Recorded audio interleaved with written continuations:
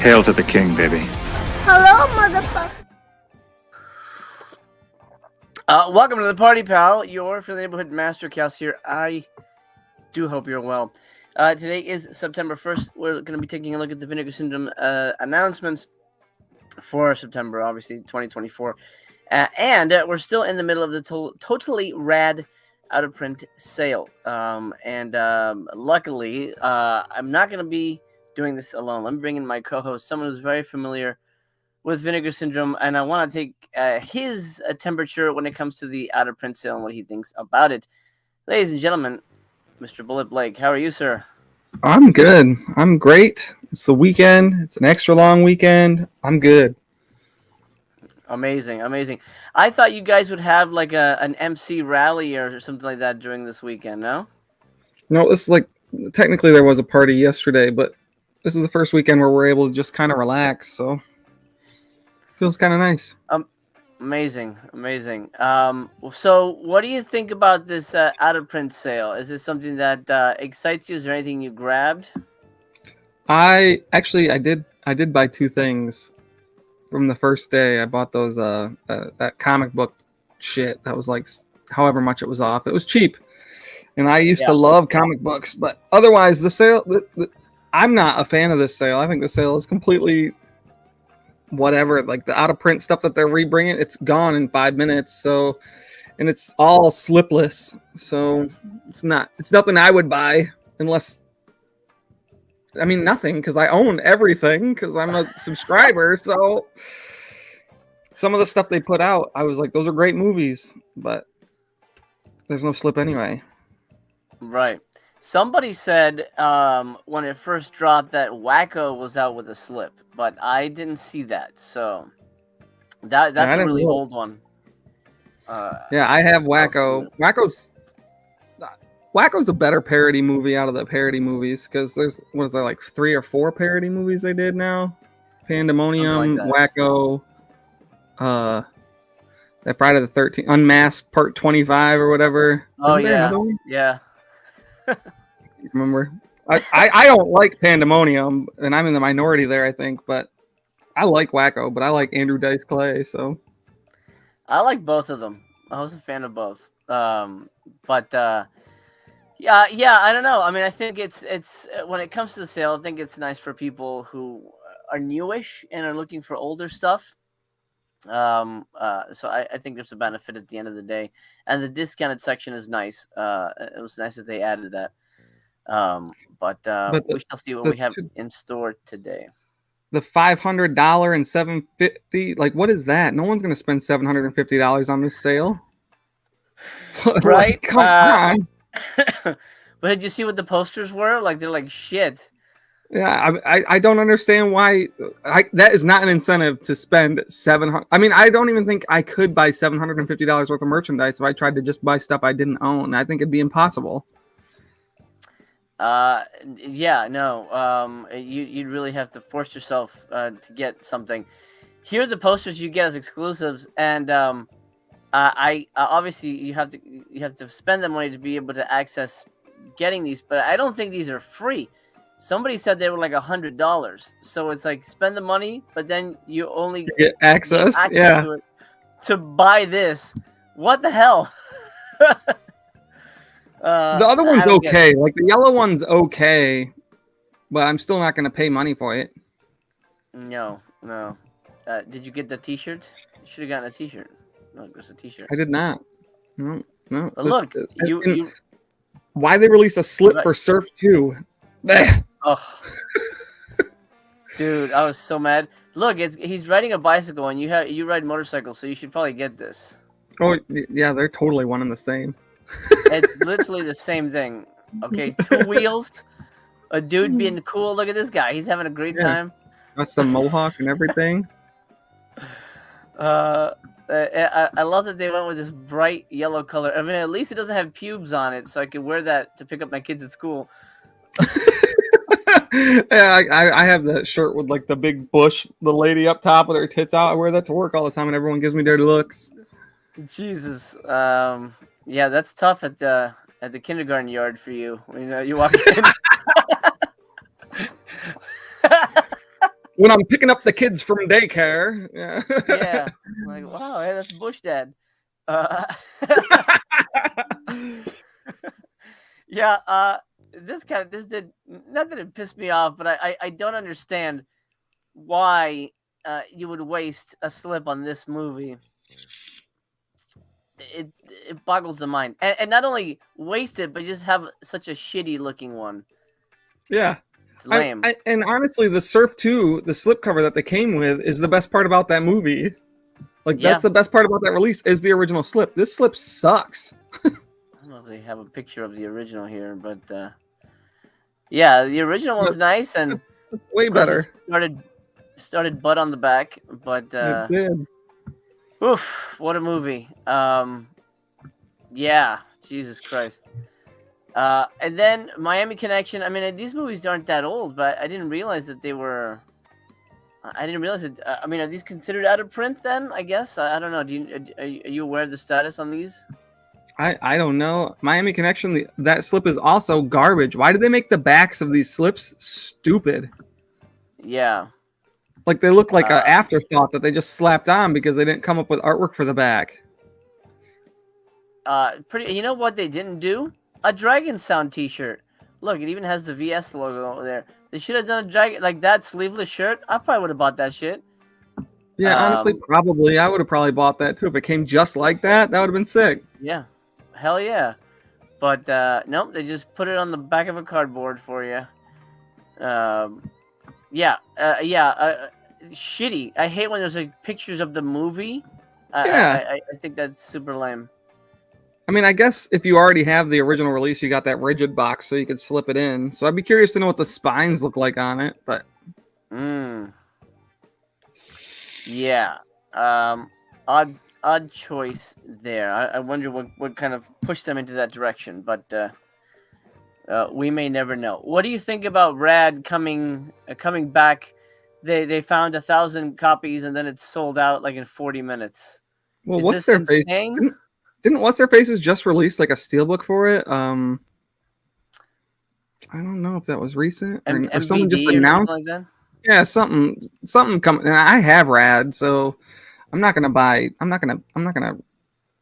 worry about Rad. When they announced the Rad sale, I knew everyone knew that's what they were gonna do. They were gonna pump out a bunch more Rads because that's like the fastest selling out title they've ever had or some shit.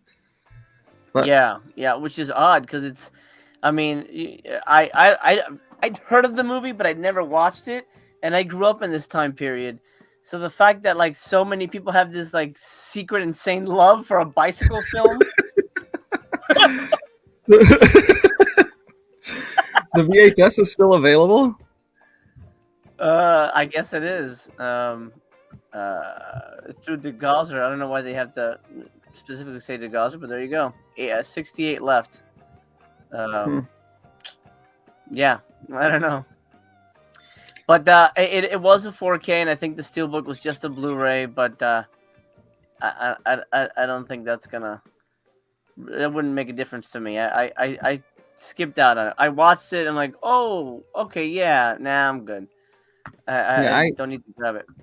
I had the 4K and the Blu-ray once upon a time because I bid on both of them on eBay and won both bids back in 2020. And I got both of them, so I sold the 4K to one of my friends because it's not a movie that needs 4K. No. Yeah, I mean, I like bicycles, but 4K doesn't do anything for them. Whoa, these fucking bicycles are in my face. I can't believe it. No. I can touch the bicycles. It's incredible. All right, let me check in with the chat here. I don't mean to ignore you. You at home watching. Thank you for joining us. By the way, leave a thumbs up as you're walking in. If you're here and you haven't done it, do that now. It helps the channel, helps the video, and I appreciate it very much. By the way, follow Bullet Blake. Description has the link. Okie dokie, Sydney. Hello. Almost time to fight 1,000 other people for 5 to 10 copies of each item. That's what it's become. That's certainly what it's become. Dr. Giggles asks, who's ready for a sloppy Miyagi? I am. And I hope everyone else is as well. KN, what's up? He says, greetings from Australia. Greetings to you. What time is it for you over there? I'm curious. Let me know. Griff, what's up, buddy? Alex is only saying hello to you. Well, okay, cool, Alex, cool. There you go. Blake says hello back. Hi. Fett, what's up, man? Zach Well, says, "Hey there, guys. What a pleasant surprise! A pleasant surprise to be live in September, or for Blake to be here. Pleasant indeed. I'm glad he had the day off." Griff says, "Off topic, but what do you guys think about the Neverending Story mega release?" Good question, Blake. What do you think? I mean, I don't. It's not my genre of films that I like, but I mean, I guess I if guess. if someone got it like for me for Christmas, I'd be okay with it, but I wouldn't spend money on it. I'm not a big enough fan of that movie to need it. And it's like I revisited it literally, I think it was last year for the first time in like 20 years, and it's just kind of depressing. Yeah. Like it's a depressing movie, and it's got to be traumatizing for kids. Like the best 80s movies were traumatizing. I'm kind of right there with you. I've never been a massive fan of Neverending Story. I think it's well made, and I certainly appreciate it. Falcor rocks. Falcor's the shit, yeah. Yeah. I'm not like super passionate about it to the point that I have to get it immediately on 4K myself, but for the people that love it and are happy about it, it's a win for physical media, and I hope it does well. But I won't be grabbing it myself. I remember liking part 2 better for some reason. For some reason that movie. I like part 2 a lot more. Yeah. But I can see my mom or like my parents getting me that for Christmas because they like to get me so like physical media because that's what I collect. So I can see that being a movie that my mom would be like, "Oh, he'll love this fucking movie," and I'll be like, "No, I really don't, but I'll take it, I guess." Like, well, that's good that they actually they know physical media and they can at least get you what you like. You should give her a list of stuff. Hey, I didn't pick up blah blah blah blah blah blah. right. And then have her choose from that. But that's great. But yeah, Griff, let us know if you picked it up. And if anybody else in the chat wants to chime in on Neverending Story, we got 47 minutes to kill. So go ahead and send it our way. Reedy Boy says, good morning. Good morning to you. Sydney chiming in, Wacko is my favorite of the parody movies as well. I did like Pandemonium. I like Pandemonium. I like them both, but and they both have the star power. The cast is the only reason to buy Pandemonium. Like it's got crazy cast in it, but the movie's just, nope, not for me. Yeah, I get it. It's definitely over the top. Stan, hello to you, sir. And he says, I mean, I don't think you have any holes to fill, but limited slips have been dropping back in. You might need to fill holes, but I think you've filled all your holes correctly. I think right? I'm missing like 3 movies, and one of them is actually a movie I absolutely love, and I could get it for $50, but for some, like on eBay all day long, I can find it for like $40 to $50. For some reason, I haven't bought it, and I love that movie. I just haven't bought it. So, and I love that movie. I watched it. I remember watching it on beta tape. So I don't know why I haven't bought it. What's the movie? Prey. Oh. It's like an alien lesbian movie. One of the weirdest alien movies ever made. Actually, I think it popped in at the beginning of the sale. Yeah, but it wouldn't have the slip. I don't think it did. But if anybody can confirm, let us know. There you go. My beta tape copy of it is called Alien Prey, but it's the same movie. Odd movie. I love this director, Norman J. Warren. This is actually my least favorite of his movies, to be honest. Is it really? Yeah. I don't like this dude. Yeah, I think it's mostly just because when I watched it, I think I was like, I don't know, 12 maybe, and I just thought it was the greatest thing since sliced bread because there was titties everywhere. So, but and I think that's the nostalgia factor, and I know it's not a good movie, which is probably why I haven't really put effort into getting it. But it's, I mean, it's not terrible. It's definitely atmospheric. It feels like a Jean Roland kind of movie, or you know, like a better Jess Franco type of film. But I mean, there's some good things about the film. But well, who knows? Maybe it'll magically pop up and with the slip for $25. I'd like it if they released a new slip for it. That would be great because I don't particularly care for that slip either, which is another reason probably why I haven't been like hyped about getting it. But that's one of the slips. Let me go back to that. Can I just do this? No, I can't. That's one of the slips that has like the info on the back, right? Yeah. Yeah. Those are the older ones. Which I actually personally like those. Like Bloodhook has that too, and Demon Wind. Yeah. Yeah, I prefer to throw some action on the back. Not booties, but just something on there. I prefer to be a little more artistically minded. But well, there you go. Fingers crossed you'll find it. I mean, if not, then I guess eBay will be the place eventually for you. Yeah. Tony has a copy. He said he'd sell me one if I really needed it. So. Oh, there you go. There you go. I'm sure he hasn't watched it, so probably not. Sidney Jenkins brings up a good point. He says it's not like Surf 2 sold well with the original slip. That's true. Exactly. What the fuck? Like, honestly, I don't understand the Surf 2. They had it forever. Next up, I hear for halfway to Black Friday, we're going to get legacy slips for Severed Arm and Last Gasp. So, two of the hottest sellers they've ever had. I mean, the Severed Arm would have sold better if it had a better slip, I think. I think it would have sold way quicker, but that slip was terrible. So if they release a legacy slip, I'm going to buy that, and I'm going to probably use that. Depending on what it looks like. Get the gold foil one, right? Fuck that. No. No way. I can't. It's just so maybe if it didn't have the circle around it, like if it was just the gold VS girl, then maybe.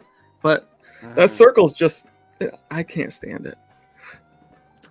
I'm way too anal about it. Like I'm way too specific about how I want the spines to look on the side. So. Now I can say you're the anal collector.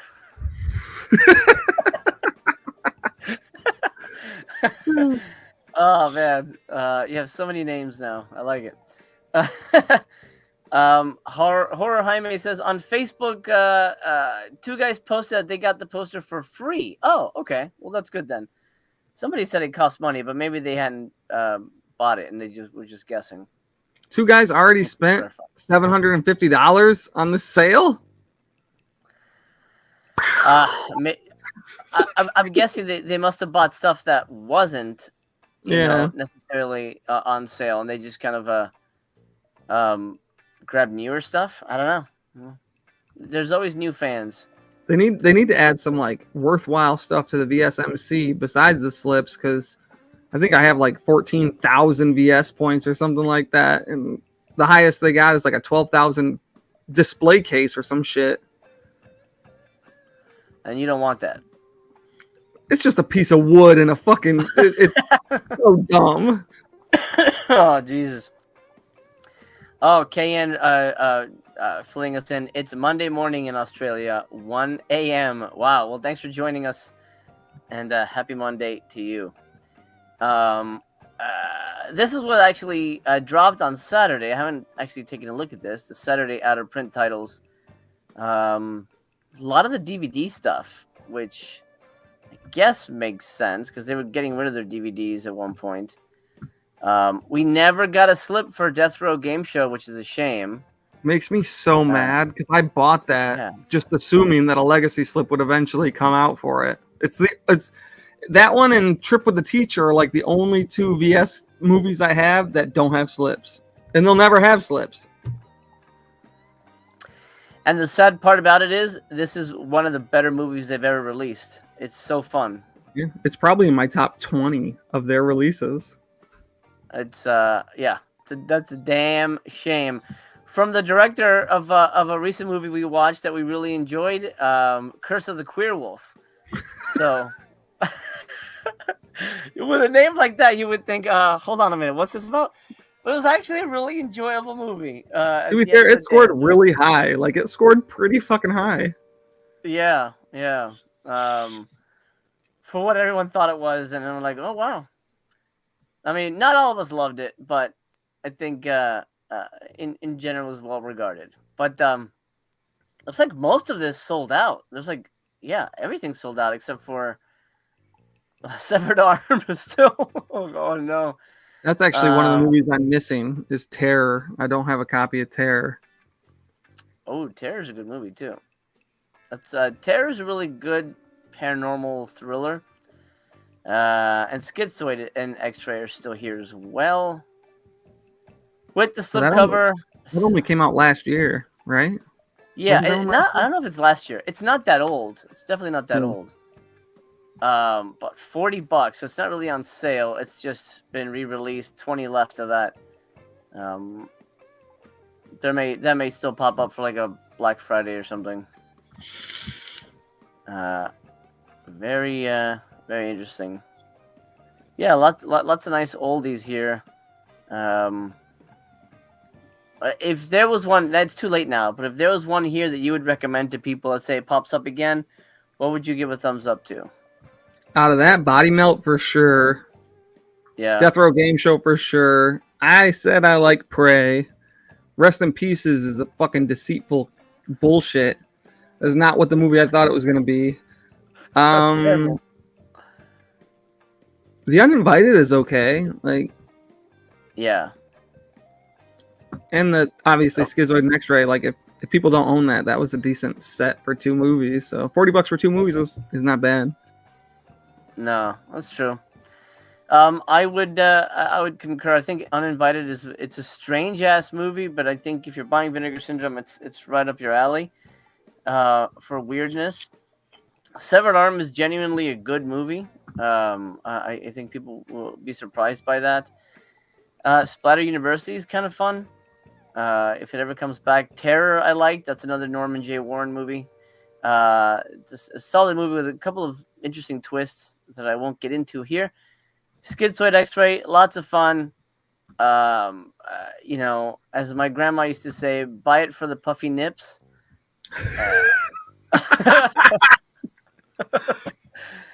Barbie Benton. That's all I need to say. And Death Row Game Show. If that ever comes back, grab it if you haven't. It's a ton of fun. And then Amityville 1992 is my favorite of that quadrilogy. I think it's got the best cast. It's the one I'd seen the most of the. Nudity. It's got some nudity. Got some dog dicks. It's got a little bit. I agree. It's the best one of that 4-pack. The one I hated the most was the bullshit one in the apartment building with the mirror. I hated that one. Which one is that? See, I'd have to hear the name. It's the third one. Amityville, go fuck yourself or something. I don't know. Yeah, some garbage. Yeah. It's About Time is the best one. Like, that's the reason to get the set, though, for real. Absolutely. A really, really fun time. Dr. Giggles says, VS trying to see just how far they can take advantage of the OCD. Maybe just for amusement at this point. I mean, so the whole idea behind the sale is that they're moving warehouses, right? They're moving to, whatever, I guess they're consolidating everything in Connecticut instead of having 2 shipping locations, which I guess they say is a better idea. I mean, I don't know. They would know better, but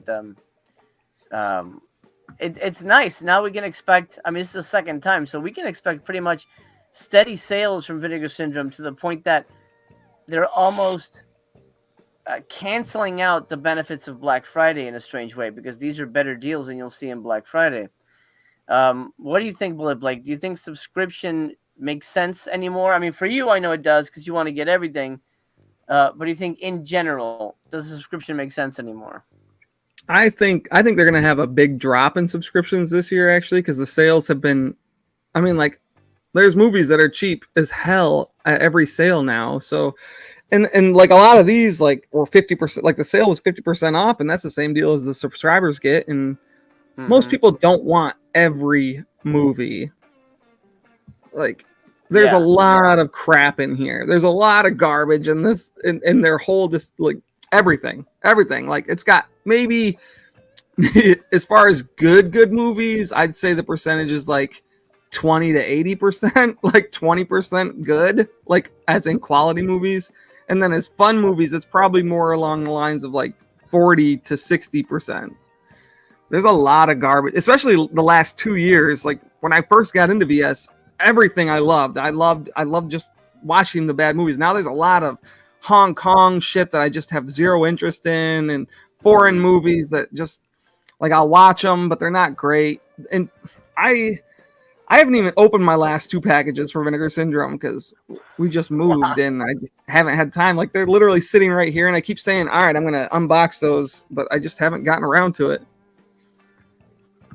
Well, this is well timed here. Vin Cinephile says, Bullet, it seems like the luster for VS is dying more and more every time we see you.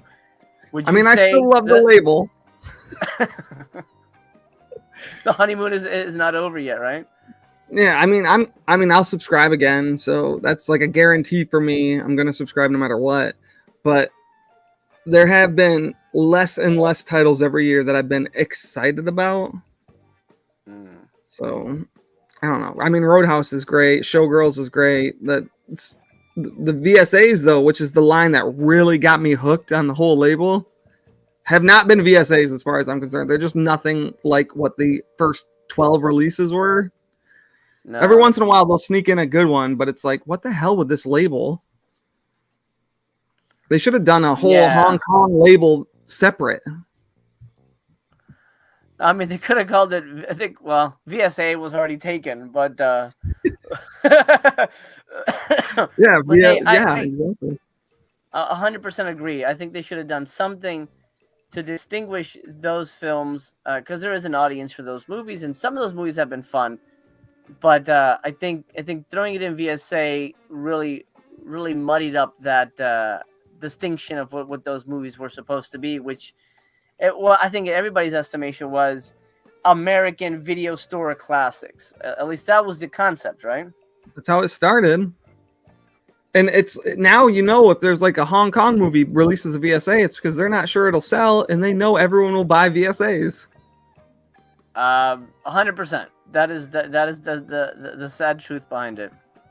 It's a shame, but it's and now they're doing the first. I think the first 4K VSA was a Hong Kong movie. It was that firefighter movie. So I don't know. I feel like that was probably a regular release, but they go, let's do a VSA because I don't know how this will go. But they'll know eventually everybody will just buy the VSA just to be complete or whatever. Yep.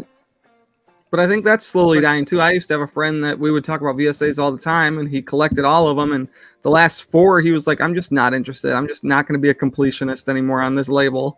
So, I think they've almost completely lost business from him. I think he's just selecting 1 or 2 titles, if that, every month, because he just, I don't know, they've turned a lot of people off with what they've been putting out lately. Yeah, for sure. Code B-Man, thank you so much for the $2 super chat. He's reminding you to smash the thumbs up button. Thank you, brother. Hope you're well. Thanks for being here. Destroyer of Wombs, I love this username. He picked up Tad. What is Tad? I'm not sure what that means. Death Row Game Show and Spookies. That's nice. Spookies is a blast. Stan says Father's Day here in Australia, so we do Dad's movies on Father's Day. We watch Beetlejuice and Time Bandits as a double feature.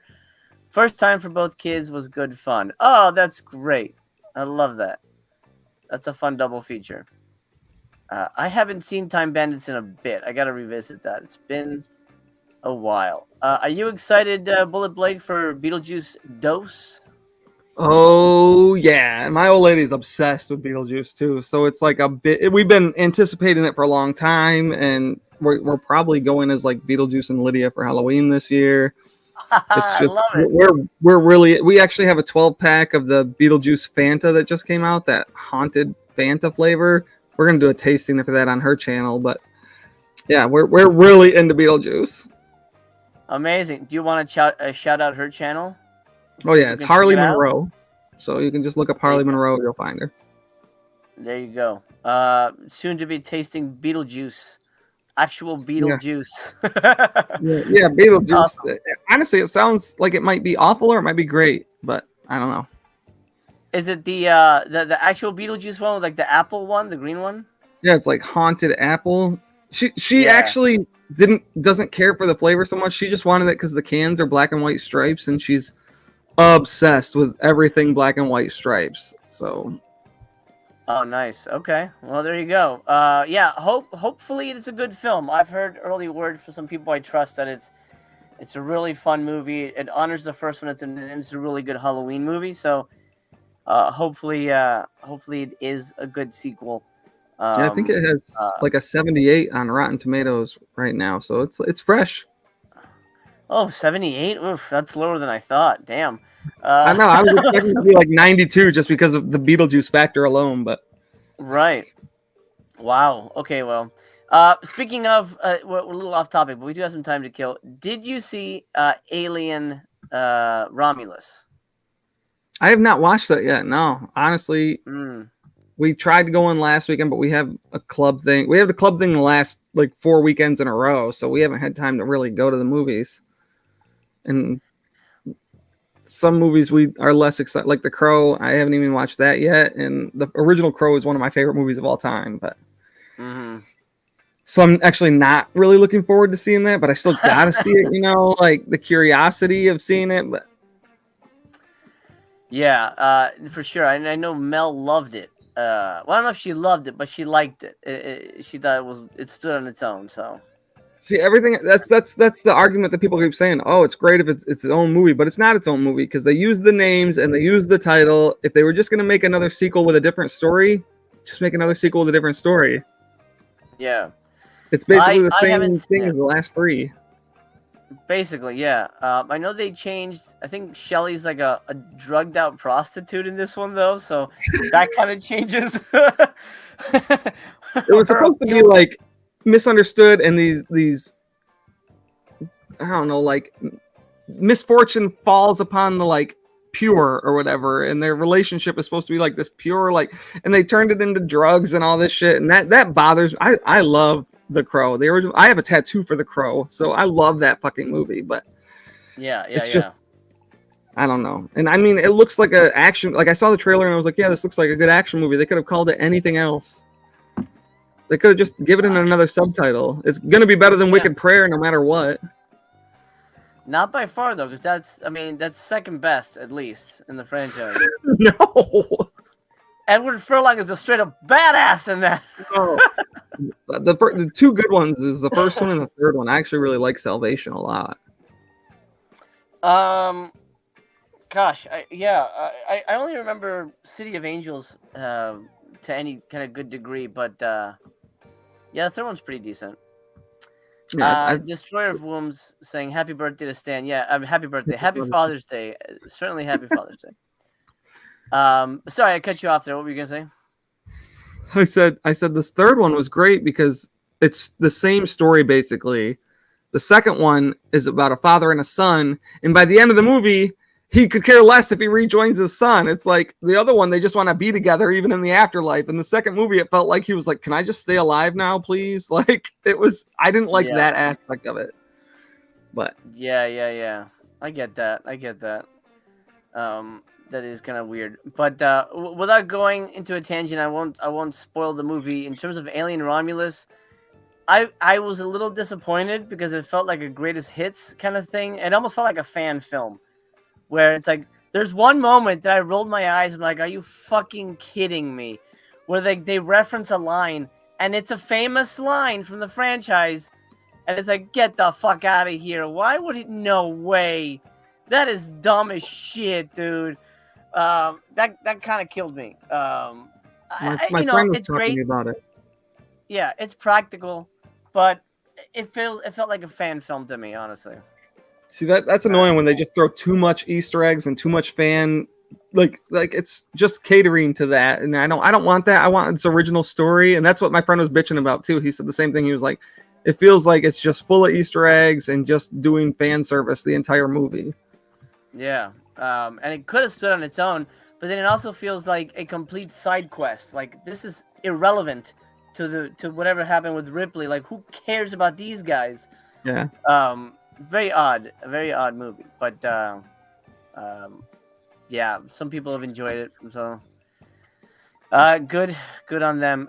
Movie Palace has a question. He says he just watched Kingdom of Heaven for the first time. Any thoughts? And am I looking forward to Ridley's Gladiator 2? Kingdom of Heaven's been a while since I've watched it. I remember liking it. I remember being, fine with it, but I don't think it's stuck in my head as a masterpiece or anything. Gladiator's a solid film. Gladiator 2, I'm iffy about. What about you, Blake?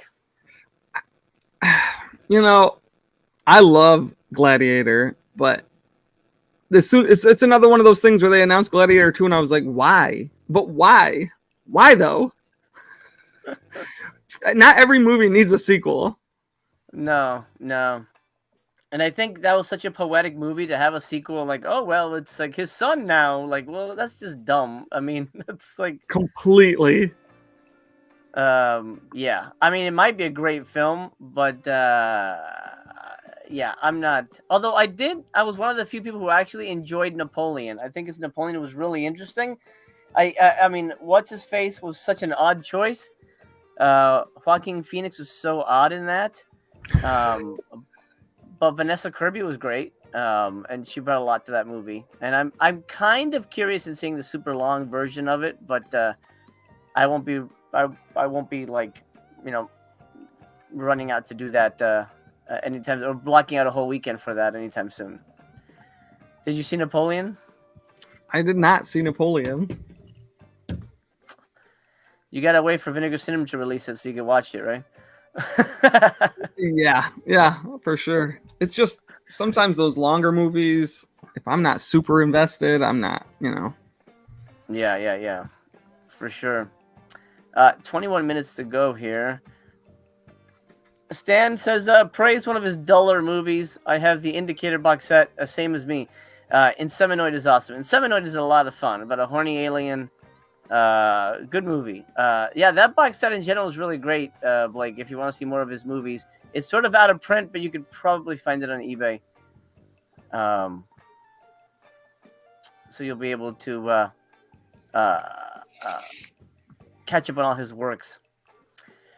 Josue says, I picked up the imprint A Neverending Story 4K and ouch, $209 after conversion. Is that $209 US? That's a bit much for, like, what do you get? A couple posters and a Falcor's dick? I mean, Falcor sex toy. I mean, there are people who would buy that shit if they made that. I think somebody said they made a fucking, what do you call it? Oh my god, we were just talking about the alien. The xenomorph dick, like a weird H.R. Giger dildo. So if they have that, I mean, it's I can imagine if you go to a specialty shop, you're like, yo, hook me up one of them Falcors.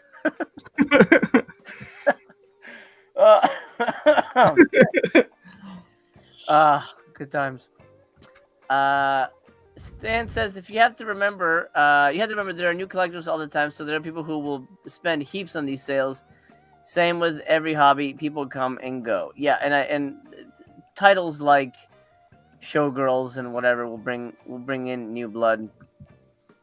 So good for them. See, I think Vinegar Syndrome got a huge boost when COVID hit. I think it got a huge boost at that point. People had money and they had money to spend. I know I did. I bought I spent thousands of dollars when 2020 came around on Vinegar Syndrome. That's when I first got into them.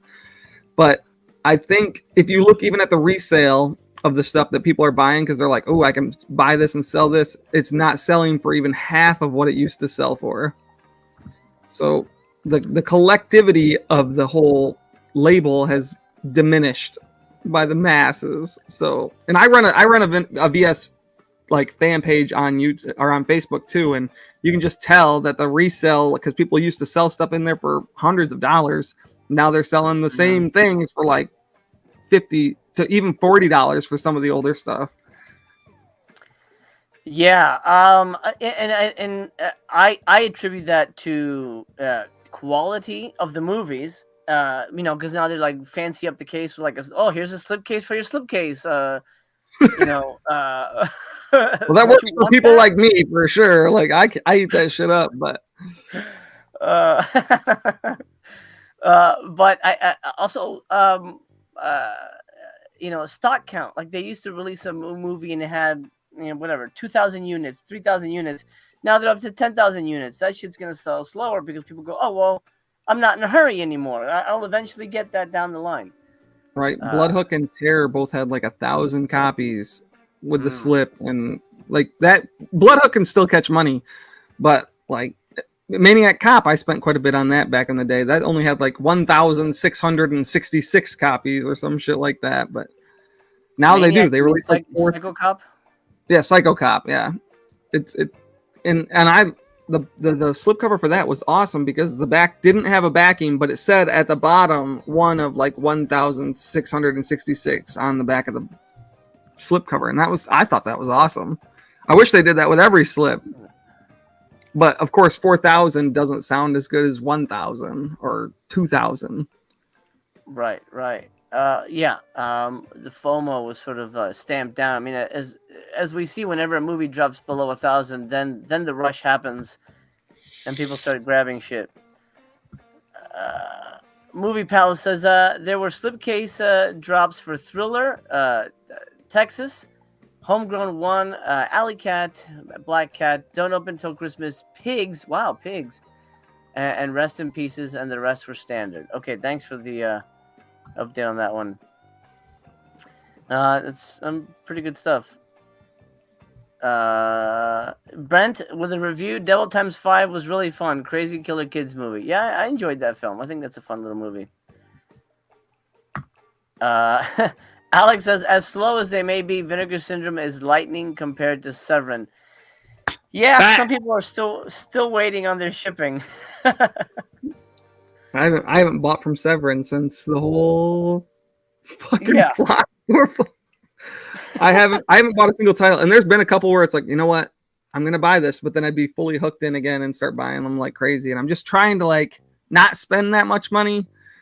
But that movie just turned me off so much by that. And I had everything from that month picked out, ready to buy. And I run a Severin group on Facebook too. So.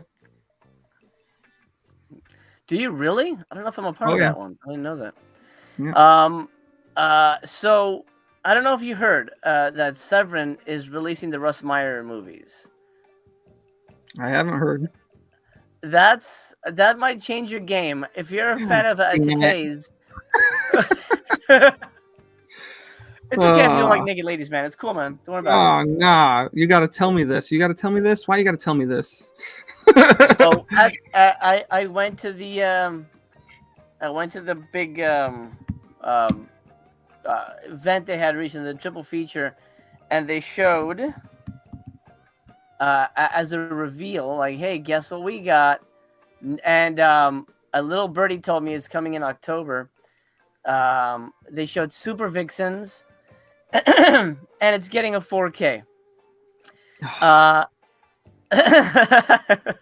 This movie is awesome. Not beyond the fact that every woman in it has like double F breasts, but but the movie itself is super fun, very rewatchable. Are they going to be Absolutely releasing a must. all of his movies, or at least the good ones? They said well they did confirm they don't have Faster Pussycat, but they do have more on tap. So yes, they're not gonna be doing a box set, but I guess they're gonna be doing them kind of one-off releases, one at a time, kind of a thing. And this one is up for grabs, as they say, or as I like to say, in October. So I think this may switch you back to the Severin team. At least maybe grab it on Black Friday when it's already in stock or something. Severin also makes the mistake of not releasing a slipcover with every release. That's the worst thing about Severin, because a lot of the times they'll release movies that I'm really hyped about and they don't have a slip, so it's a non thing for me. I'm not going to buy it if it doesn't have a slipcover. Yeah. That is an issue, and I'm gonna guess Super Vixens will have some kind of packaging, and I'm hoping for a T-shirt and some fun stuff. I may have to bundle that one. We'll see. And now this says good morning. Good morning to you. Happy to have you here. That's a good one, Brent. Thank you. Devil Times 5 is on YouTube for a TBYB, guys, if you want to check that out. Question for you, Blake. Did you see Bike Riders? Is it any good? I did. Yeah, we went opening weekend to see that. I thought it was all right. It wasn't what the trailer made it seem. I mean, it is the story of like the Outlaws MC. They changed the name to Vandals and shit like that, but it's exactly the story. The patch is the same, everything. They just changed the name. But the main character of the movie is the woman. It is not any of the bike riders. It is the woman basically telling the story like in hindsight, and it's like that took me out of it because the trailer made it seem like it was going to be this action, like really cool drama type biopic, but it's not. And they made up characters that if you know the history or anything like that, they're made up and stuff like that. But it does have Funny Sonny in there from the Hells Angels, and he plays Funny Sonny, and that's cool. But I enjoyed it, and I'm probably gonna buy it, but I know it's not going to be everyone's cup of tea because it is like the trailer was not like how the movie was. To me, I didn't think it was. I didn't know she was such a big part of the movie. Yeah, I haven't watched it yet, but it looked like kind of like The Outsiders with motorcycles, but that's not the case then, I guess. No, that's what The Outsiders is one of my top 10 films of all time. I love The Outsiders, and I kind of went in expecting that, so I think it was a little disappointing that it wasn't so much like that, because it jumps around too, and it's because it's all disheveled from how she's telling the story. It's like she's doing interviews almost, but sort of. I mean, it's a movie based off of a picture book, so it doesn't have a whole lot of information to go off of other than the pictures. But that's interesting. It's cool if you like motorcycles and all that. Like, it's cool to see the old 50s and 60s motorcycles and all that, which I really enjoy, like the kickstart bikes, all that type of old Harleys. It's cool, and it steers off on the end. Like, the ending isn't really what happened, but it's cool. So you're telling me the best motorcycle movie is still Stone Cold? No, the best motorcycle movie is still Beyond the Law. Oh yeah, there you go. Stone Cold is up there in probably the top 5 biker movies. Stone Cold's great. Yeah, it's so Beyond the Law, Werewolf on Wheels, Stone Cold. Well, Severin released a movie called Stone, and Stone Cold is technically a remake of that. Oh yeah, I guess that's true. Yeah, it's just an American version because Stone is Australian. Yeah. That's right. Oh boy, and it feels Australian for sure.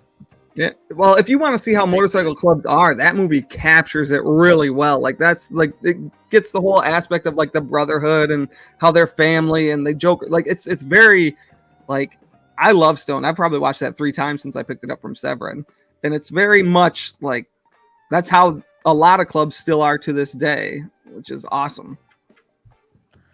That's cool. That's very cool. And now this, we did discuss Neverending Story a little bit further back. So if you want to rewind later, you can hear our thoughts on that one. Uh, Destroyer of Wombs has a question: is Melusine actually hardcore? Oh yes, it's strictly penetration. So which was originally the title for my channel. But,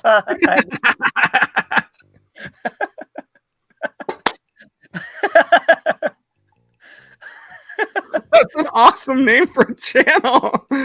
Ooh. Oh shit! Oh, my eyes are watering.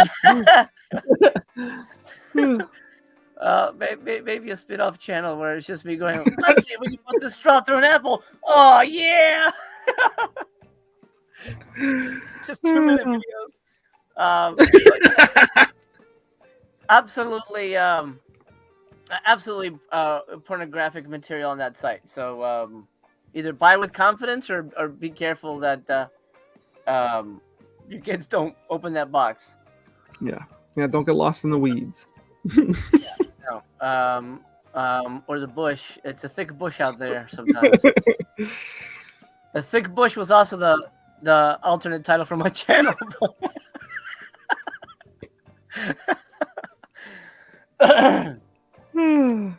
Hey, Rogue Witch in the chat. What's up? She says, "Bullet, your girl does YouTube too." She does. Yep. It's not the same. It's not movie content. I mean, she does a lot of vlogs. So if you want to see like biker stuff, we started doing vlogs of like biker events and stuff. We just started doing those this year. So we got some vlogs of that on there. And then otherwise it's like beauty and like, girl shit. Girl shit. There you go, Rogue. But it's Harley Monroe. You can go ahead and subscribe to her. Harley. It's spelled HARLEIGH. There you go. Oh, okay. There you go. Yeah, go check that out. And so I'm curious about those events. So you have the biker events, but aren't those I mean, I suppose if you're in the club, you're allowed to film, but aren't some of those things kind of like, hey, private, kind of a just for us?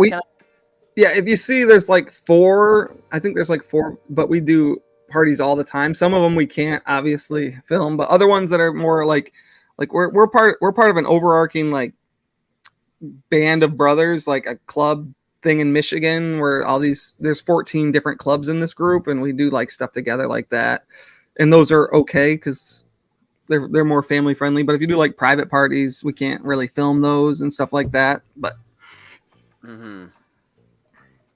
But we just did a Hot Rods and Harleys, which is a annual like block party in downtown. Like it's like the whole strip of this little village type town in Michigan that closes down, and it's lined up with hot rods and motorcycles and everything. But it's open to the public, so that's good. That's good. Stan says, "Never-ending story. You get a living Falcor." It was 250 Australian, and Josue's confirming it was 209 US. That's crazy for one fucking movie. That's too much, man. Yeah, I wouldn't spend that on one movie. The most I can spend is $205 on Bloodhook. for Wait, but that didn't even come with the movie, right? Or did it come with the movie? Well, it came with the movie, but I get shit for it all the time because people are like, you could have just bought the movie for $20. So I paid the rest for the cardboard cover, but Yep. That was the most expensive VS title in my collection. Well, good for you. And it's one of the worst movies. So if y'all are thinking that it's worth paying money for, it's really not. Like, it's an awful, awful slasher movie. Yeah. Jeffrey says those new slips are ugly. Yes, we agree. They really are. Stan, you're right. It was Psycho Cop 2. Psycho Cop Returns, yep. The classic with Julie Strain.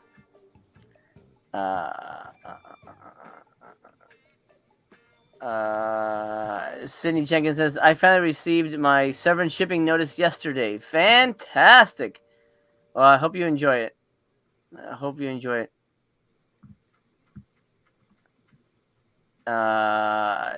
David Becker is happy for Super Vixens. There you go. It's gonna be good. I mean, the print we saw looked amazing. I mean, I'm guessing it was the digital. I don't know if it was a DCP or what, but it looked really nice. And I can't even imagine what they've got in store for us going forward. So that makes me happy.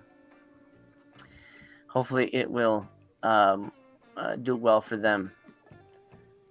Ragnar says, "What good is this sale? If everything is sold out in the first 10 minutes, and they release it." They release it kind of stupid. I mean, I think that's sort of been their MO for a lot of these sort of out of print things. Like, hey, we only have. I remember Rad popped in for a Black Friday once, and it was like, we only have like 10 copies or some shit, and then that went super fast. That's what you get, I guess, for direct to market, kind of a thing where they have, there's no middleman. It's just whatever they have in their warehouse.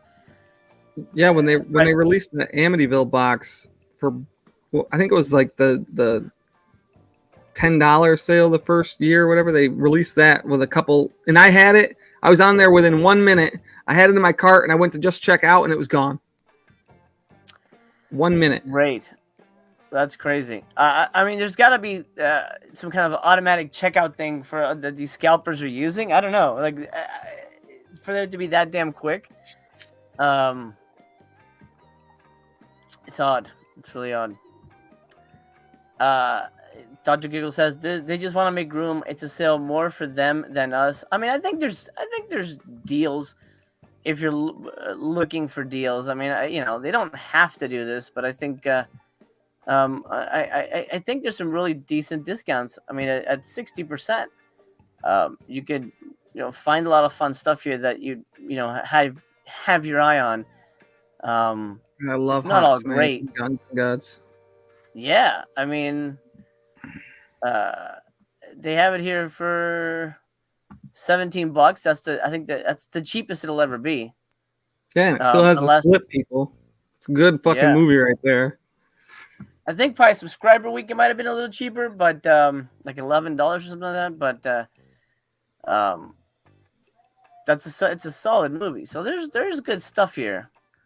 It's not it's not all tragic, but I think it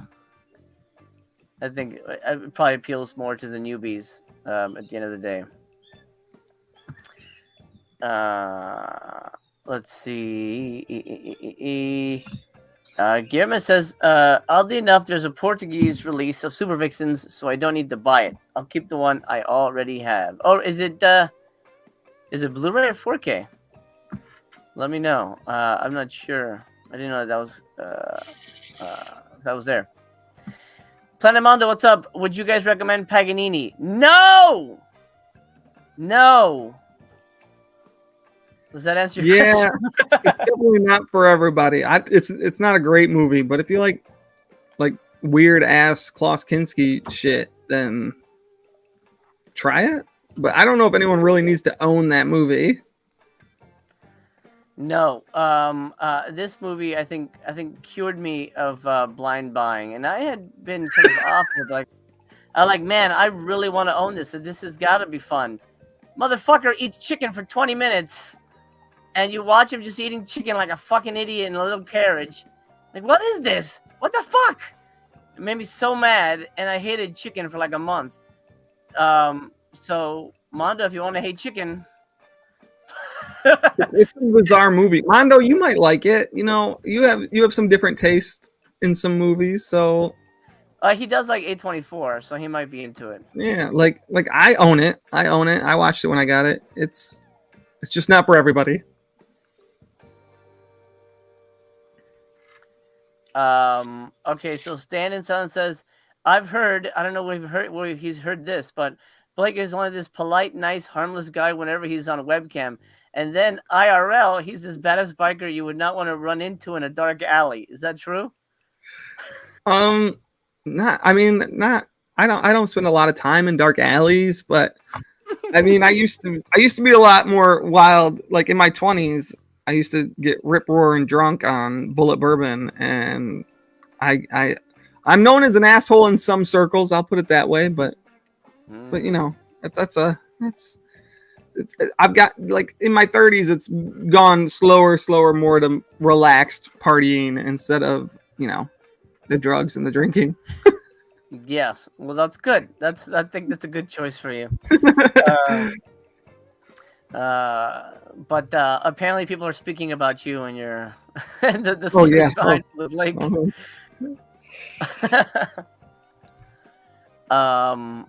Ragnar says, I've seen blood hookers, very enjoyable. What the hell's blood hookers?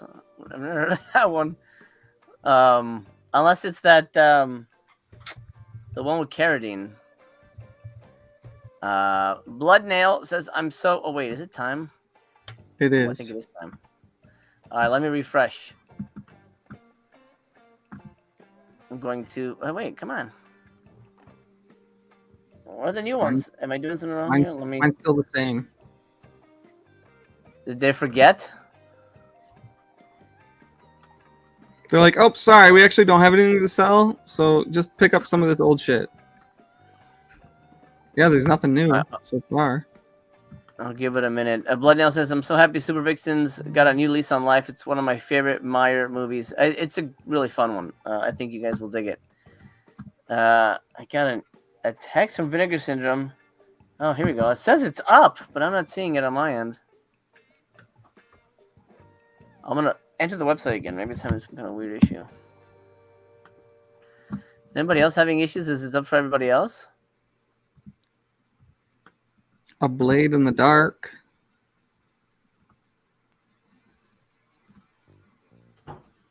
Bloodsuckers from Outer Space. But where's the September releases? Yeah, no shit. Hi, welcome back. Sunday out of print. Oh, there they are. They're up. All right. Well, here we go. Sunday out of print. These are going to go fast if you're looking. So we'll look at this first.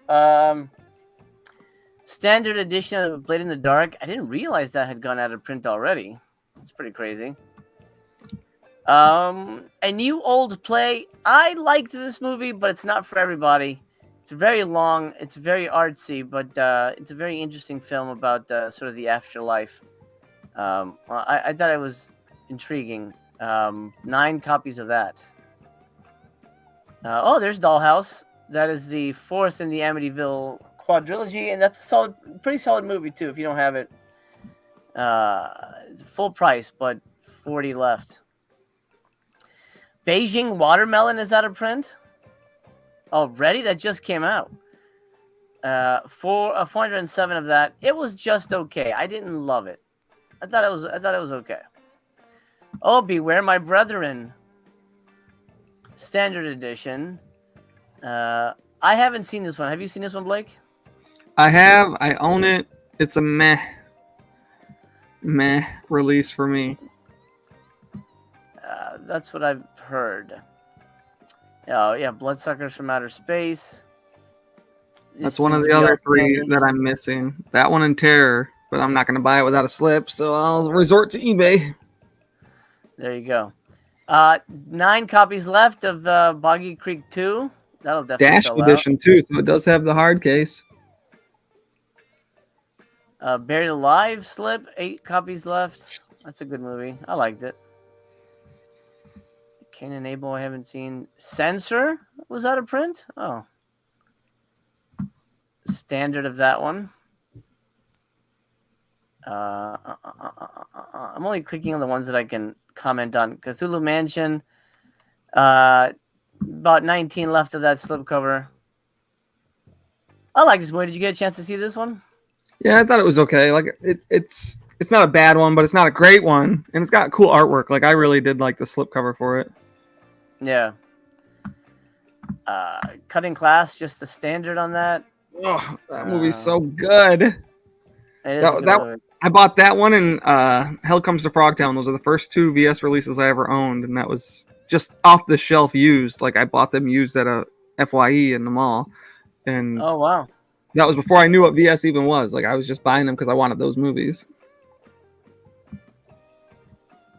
Limited edition slipcover, only 41 left in stock. Flesh and Fantasy is a great movie. This is the technically it's the second, but it was the first announced VSL. A great movie, highly It's what recommend VS it. Labs could have been and should have been. Yes. Oh yes, and now it's just basically Deaf Crocodile, which is releasing Yeah, strange yep. Polish movies. Flesh Eater is back here with a slipcover, 55 left. Decent movie. Did you get a chance to watch this one?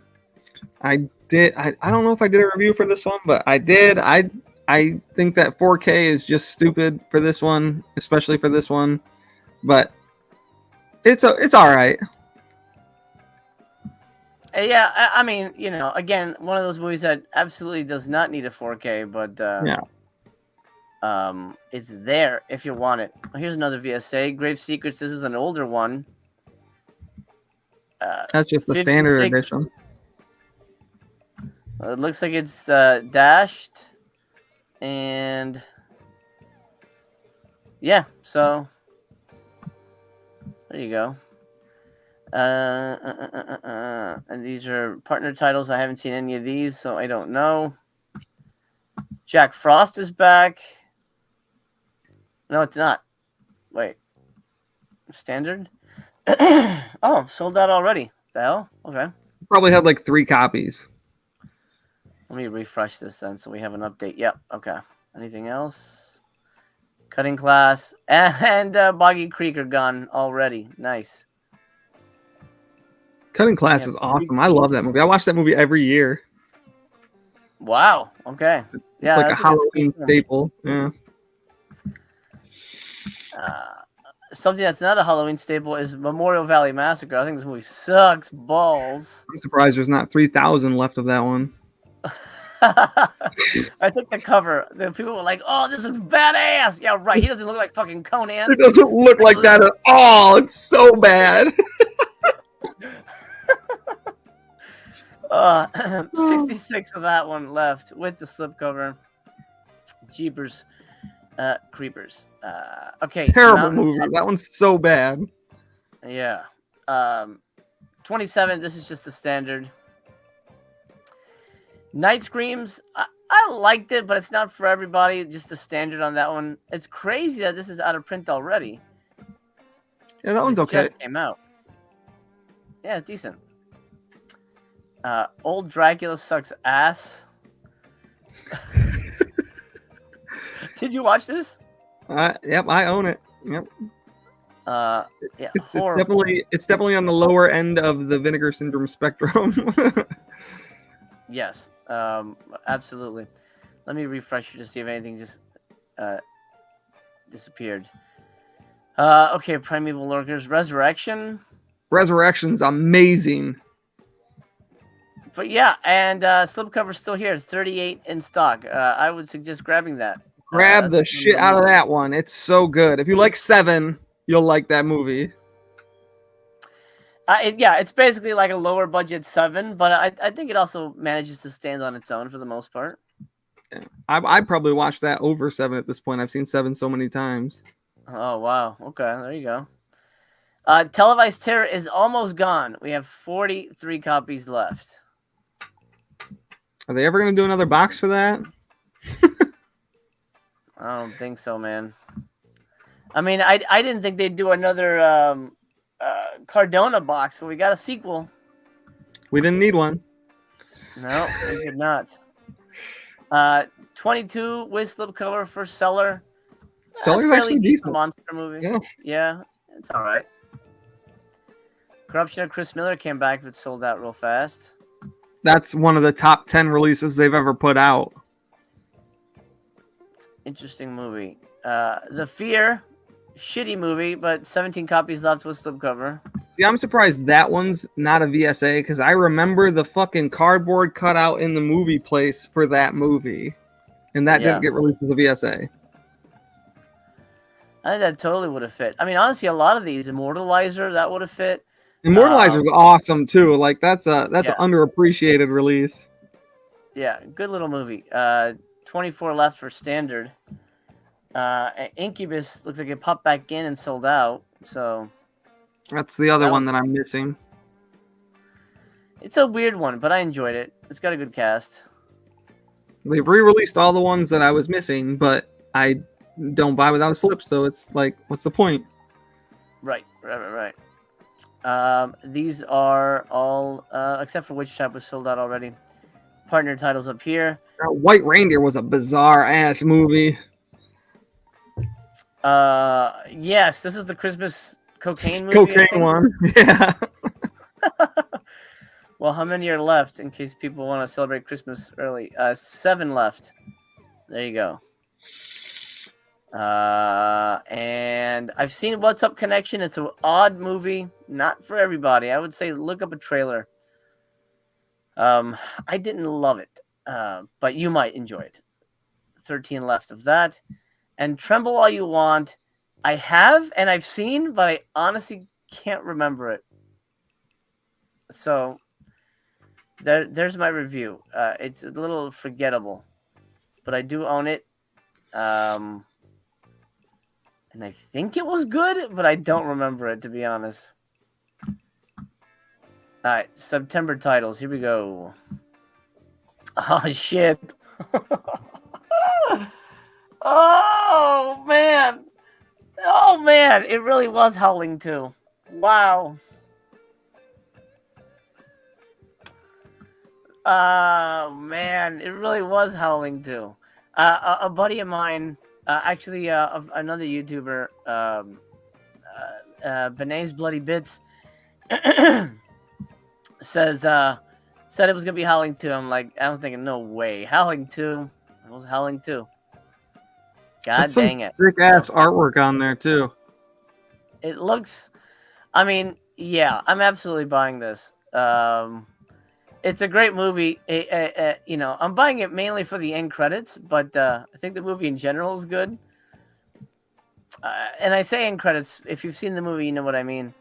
The best end credits of all time. Which she didn't know they were gonna do that, and that's I don't know if she tried to sue them or not, but pretty funny in my opinion. What do you think? Thumbs up, thumbs down for Howling 2? Oh, thumbs up, absolutely. Like that, I'm excited for that one. We just watched Howling 3 Marsupials, so I'm really stoked to get this. For sure. You know, you have cool Christopher Lee with his shades. You have of course, you know, Red Brown. And then here, this house is very famous, by the way. This was the house from Scream 3. This is Lance Henriksen's house. So the whole third act takes place in this location. It's Frank Lloyd Wright, I think, designed it. This is a famous movie location right here. Whenever you see these columns, that's a telltale sign. Famous little place there. Dude, I'm excited, actually. I haven't watched this movie in forever, too, so... Ooh. Well, just, titty bang bang. A little taste of why the film is really good. Nate Dean, this is funny. Look at you two trying to steal views from Aaron Pin. First of all, Aaron's a buddy of mine. And, you know Aaron. Yeah, Aaron's a buddy of mine. If anything, he's stealing views from me. But story for another time. No, I love Aaron. He's amazing. Okay, so let's take a look at the breakdown for this movie. For those of you who do not know, it's also directed by Philip Mora. Oh wow, okay, that's interesting. I didn't know he did 2 and 3. That's cool. Okay, Ben is mourning the recent death of his sister, Karen, whom he believes has been killed in a savage wolf attack. At her funeral, Ben is approached by the mysterious Stefan, who warns him that a cult of werewolves had attacked Karen and that she too will become an undead lycanthrope, which is a new concept. Although dismissing his claim as mere superstition, Ben's girlfriend, Jenny, convinces him that he should take Stefan's warning more seriously, and sure enough, Karen is soon back from the dead, covered in fur and complete with a deadly set of canines. After being narrowly saved from a fatal bite by Stefan, Ben is persuaded that he's telling the truth and volunteers to join him on his mission to destroy the increasing hordes of beastly creatures ravaging Europe. But as their journey takes them to Transylvania, where werewolves from around the world are gathering for their ritual ban and stuff in fear that they might be in over their heads.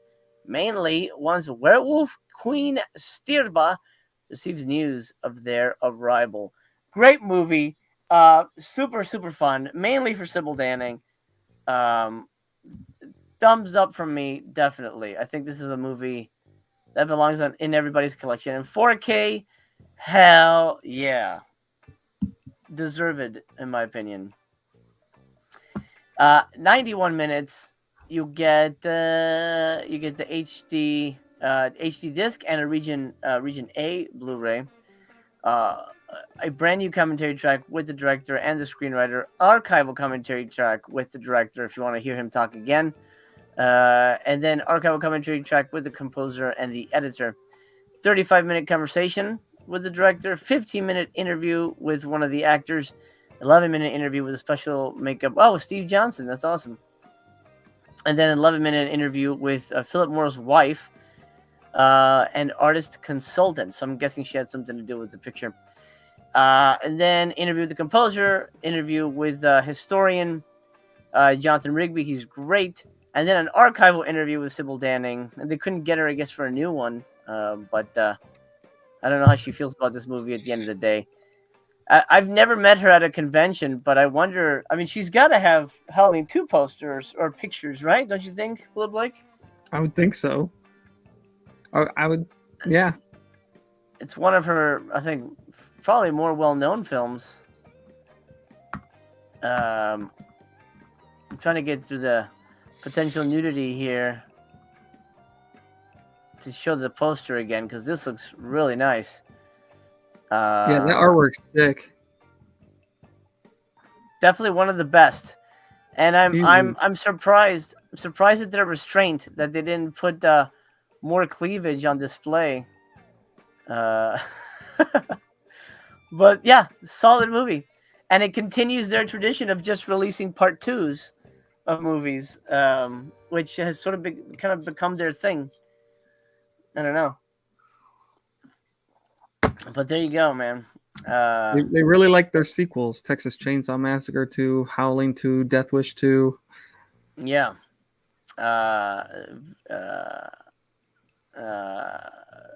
Very, very interesting to me.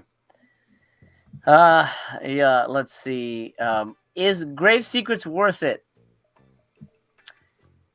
What do you think, Bullet Blake? That one was a miss for me, but I know my friend, he loves it. So when that first came out, we watched it, and it was like, I'm not a fan. I'll just say that. Like, I think it's an okay movie, but it was a miss for what I thought it was going to be. Right. Same. I love the actors in it. I love the tone. There's a pretty dark kind of twist. But the movie overall is just kind of okay. It's I don't know. Ragnar was a fan though. He says Grave Secrets is awesome. So there you go. Split. You get 2 kind of thumbs down and 1 thumb up for that one. I think you could if it's out of print and there's not many copies left and you really want it, you don't need it. I'll say that. I'll say it like that. You don't really need it. Incubus is good, but I think Incubus is already gone. Oh yeah. So it's bound to be gone. But yeah, it's not. It was gone. We checked on it last time. Oh wait, the lamp. I don't remember the lamp wasn't even there last time. Yeah, the lamp that's a decent movie too. 178 for the standard. I actually love the lamp, so if that's one people are thinking about, that one's awesome. And if you don't care about the slip, grab it. I like that one a lot. Yeah, it's a good little film. Did they add new shit here? There's a couple of them in there that I knew. Let's see. I'm gonna go back and see if anything popped up here. Yeah, it looks like they just kind of shuffled it around or something. Well, they removed all the ones that were on there from yesterday, and some of those were still lagging on there. Oh, that's probably what happened. Yep. So hopefully, yeah, Incubus is good, but if you're, but not for everybody. I would go look for it on eBay or find a TBYB option. for you. Jason says opinion on Beware My Brother, and I think you said it was just kind of meh. Yeah, it's kind of. There you go. Just kind of meh. I haven't seen it, so I can't speak to it on my end. What are Humboldt Horror Honey? Hello says I've never heard of either Melusine title. Let me know what they are, and if there's like nudity on the front or not, I could probably go click over there and check that out with you guys. Well, you know, YouTube be run by 12-year-olds, so yeah, it's difficult. So are you gonna be doing any unboxing videos soon, Bullet Blake, or any? I'm probably gonna dump like 3 months worth of Vinegar Syndrome unboxings because I filmed the one from before these last two. I just haven't edited it or uploaded it yet. I filmed that 2 months ago before we even moved. So it's just and when I film that one, when I edit that one, I'll film the other two and probably just upload them back to back to back. So yeah. Well, there you go. Something to look forward to. You can release a good 3-hour video or something. And that might be good for view count if you put something out like that and then ask people to watch it. That's how I was able to sort of get to 1,000 on my thing. That's how I did my last year. It happened the same way. I filmed like the first 5 months really great, and then I had a colossal crap ton of fucking movies unboxed, and I did it live. But doing it live bothers me later because it's in a different section than the regular section. Oh Lord. Okay. Oh, there is a new cinematograph as well. And it looks lame as shit, but we'll look at that in a moment. It does. Blood Nail, Prom Night 2. I think everybody wants that one, and fingers crossed we will get it at some point. That would be absolutely a great one. Griff agrees. Lamp is really good. I think a lot of people had the Scream 2-pack release initially. Yeah. Oh, there you go. Old School Schizo said Lamp had the slip available and grabbed it. Nice. Very good. That's really, really good. Oh, Griff says, don't click Melusine. Banner has nude chick. Okay, thanks. Appreciate the heads up. The titles are Blonde on a Bum Trip and Little Orphan. Oh, Sammy. That was like Little Orphan Slammy.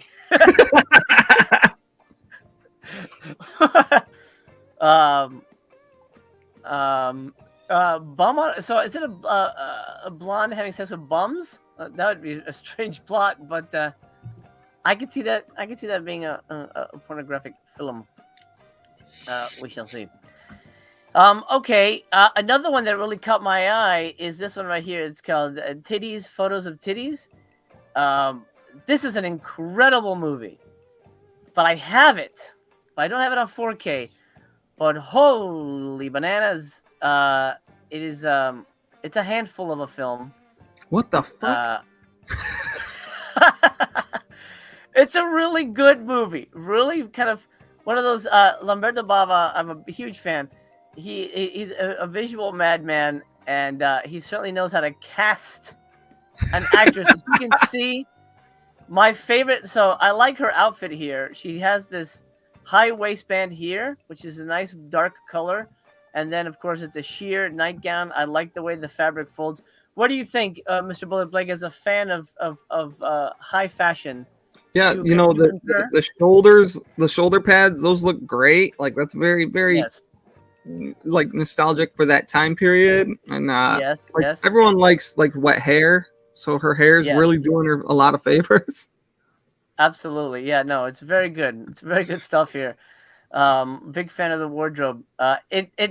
This is I mean, it's a giallo, psychosexual kind of movie. Very enjoyable, really bizarre.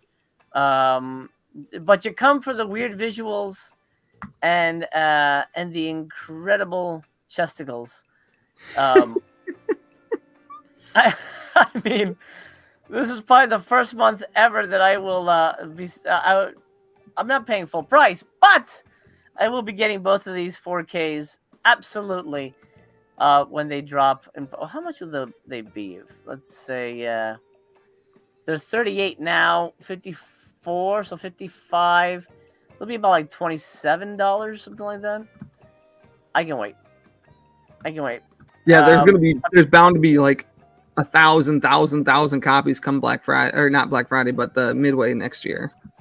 Yeah, I can absolutely wait, or maybe it'll show up for a subscriber week surprise, and then I'll be grabbing it. Actually, I didn't even click on the plot here. I was too enamored by the pictures, but highly recommend it. Really fun movie. Oh, and it's 5,000 units too, so they didn't even make like a ton of them.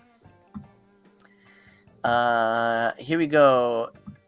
Gioia made her fortune working as a high-class call girl, but now she runs one of Italy's top erotic photo magazines, for which only the most beautiful women are hired as models. When a perverted psychopath, the best kind, begins killing them off one by one, sending Gioia macabrely staged photos of their corpses posed to mirror their latest centerfolds, G realizes that to put an end to the horrors and unmask the murderer, she will need to take out her boobs. And comes to terms with a secret in her past, which has resulted in all of the bloodshed. Solid little movie. Serena Grande certainly lives up to her name. 94 minutes, 1987. Absolute incredible release. I'm very happy about this. Thumbs up for you as well, Bullet Blake. Yeah, I haven't seen this one, but I almost guarantee I'm going to enjoy it more than A Blade in the Dark. Oh yeah, absolutely, absolutely. I think it definitely has more going for it, for sure. You get a commentary track, you get a 41-minute making of documentary, a ton of interviews from the costume designer to the art director, archival stuff from Lamberto Bava, and George Eastman, and then the rest of it is just interview. So everything you've ever wanted to know about this movie, except, and I think she might have passed away. Serena Grande doesn't seem to be featured here, from what I can see on my brief look. But really fun movie. Daria Nicolodi is here as well. Highly recommended. I think you guys will enjoy it at the end of the day. And then we get a box set, which I'm pretty interested in, because I do like UK. These aren't, well, I'm not sure if these are like the forget what they're called, based creamy films, right? I think so. Oh, those are German. Are they? I don't know. I'll have to look at that. Oh, these are in color. I'm thinking of black and white ones, but Love Palance. He's incredible. I don't know Craze. Are you familiar with any of these UK titles? I think the Crucible of Terror is like a statue movie. Like, I mean, when I watched it, it would have been like forever ago, but I feel like it has something to do with that. Like a statue comes to life, or what? No, like it's all about art statue. I think that's what it is. I want to say that's what it's about. Like there's like bronze statues, and I can't remember. I think that's what I think I've seen it, but it's been so long I don't remember the actual plot. I just remember the title. Gotcha. And that might be something totally different, but it's like from the 70s, so I'm assuming that's what it is. And I feel like it's from the UK. I don't know. I mean, there's statues in the pictures, so I'm not going to guess you're right about at least your initial interpretation of it. I wonder if they'll do a volume 2. This doesn't say like volume 1.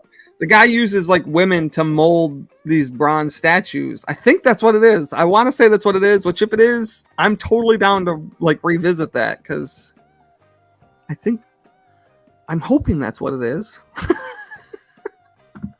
It's a giallo. It's It seems right. 1971. Yeah. Giallo-esque, it said. So there you go. Deadly secret hidden in a deep. It doesn't say anything about statues, but I feel like that's it. That's probably it. BB Goth, yeah. The Code Red. That's the one that I got. Great. Yeah, Mysterious Sculptor. That's definitely that movie. Okay. There you go. It is fashion that hits you in the face. Very true. British cinema has long cemented its legacy of producing creative thrillers, often infusing macabre twists with a wry sense of cynical humor. By the early 1970s, the British film industry had become more daring in subject matter, while still relying on the consummate technical professionalism that helped establish it as a leading force in the medium. Presented here are a trio of rarely seen murder thrillers and mysteries that showcase the types of independent and transgressive work coming out of Britain in the first half of the decade, all of which have been newly restored by Vinegar Syndrome for this release. Showcasing the beautiful yet underfilmed region of Cornwall, the Giallo-esque Crucible of Terror, directed by Ted Hooker, finds a group of hippie-ish youths staying at a seaside home of a reclusive and mysterious sculptor. Their holiday fun is short-lived as they begin falling prey to a vicious, mysterious killer who's determined to protect a deadly secret hidden deep in the cliffside caverns. So yeah, that sounds pretty much like it is the movie you were talking about. Yep, that's definitely that one. So I'm excited for that now. No, good. Okay, then Penny Gold. When a young woman is slain by a trench coat wearing and razor wielding killer, there's no shortage of suspects, including her twin sister, boyfriend, and plentiful shady acquaintances. As the mystery unfolds and more people vanish who are murdered, a detective begins to suspect that the crimes might be connected to a prized stamp. A slow burn, get ready, hybrid of murder mystery and crime caper directed by acclaimed cinematographer Jack Cardiff. Penny Gold offers twist after twist, leading to a murder-fueled final act. I like that. That's fun. So it builds up. It builds up to the finale. That's interesting. Craze. By day, Neil Mottram operates an unassuming antique shop, while at night he is the high priest of a small cult worshipping the idol Chuku. After accidentally killing one of his fellow worshippers, Neil offers Chuku her body as sacrifice, shortly after which he finds himself bestowed with good fortune. Believing that the idol is responsible for his luck, Neil finds more victims. That sounds like a lot of fun. Unhinged Jack Palance, directed by Freddie Francis. Craze. That sounds like a good time to me. And very different from the other two. It feels like that's more of a supernatural one. Commentary tracks for all three movies. You get 2 for Craze. A 10-minute interview on Crucible of Terror, 11-minute on Penny Gold, and then a 15-minute career-spanning interview with Michael Jaston. That sounds like a blast. I say thumbs up for me. What do you think? I'm super into this box. Like, I think I'm like really excited for it, honestly. All of them sound good. Yeah, absolutely. Brian doesn't agree though. He says 25 new releases and not a single one I'm interested in. Oh man. Oh dude, you gotta check out Delirium and you gotta check out Delirium and The Howling 2. You got to.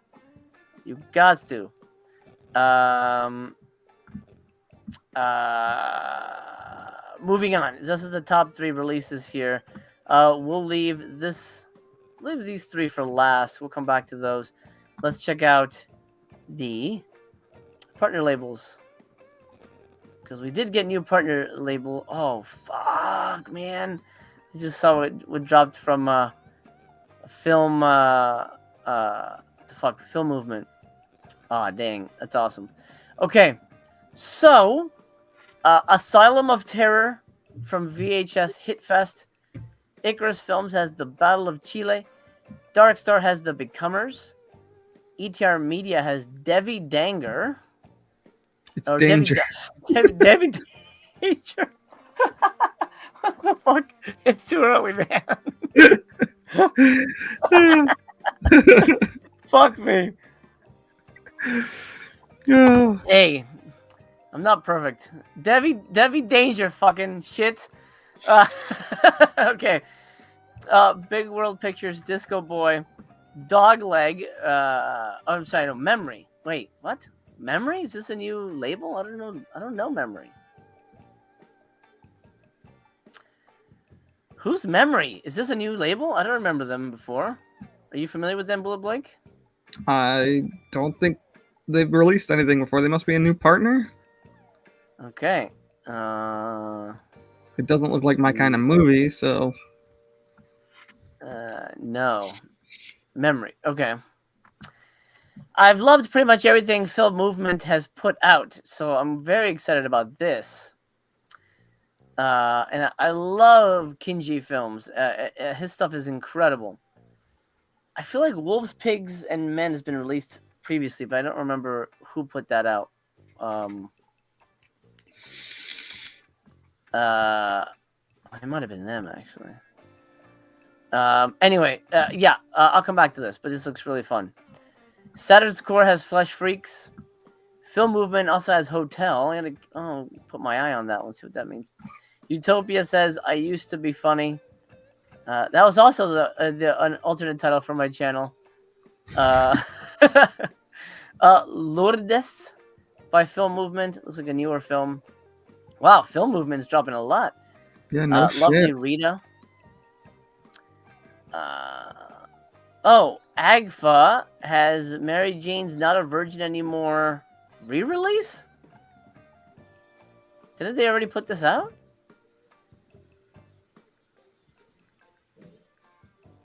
Wasn't this already out? Is this a re-release? I could swear I've seen this on there. Maybe with I only own like 2 Agfa titles, maybe 3.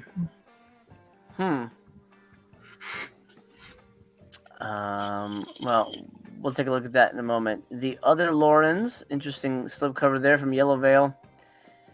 See You Next Tuesday, Factory 25. Art Label has Spirit Riser.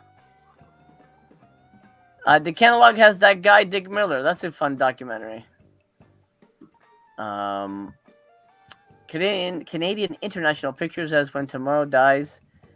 ETR Media, A Fat... Oh, no, that's an old one, right? Yeah. Last month, yeah. No. That was last month. Or is it? I'm getting... those are all last month, yeah. Yeah. Okay. All right. Well, interesting selection. Have you had a chance to look at the partner titles, Bullet Blake? Not real. I mean, like, I don't know if any of these are gonna. I mean, I'll probably buy the Other Laurens, but I'm trying to look at my own fucking thing here. Yeah, nothing jumps out at me except the Kinji Fukasaku movies. My favorite partner labels are all gone, so it's really like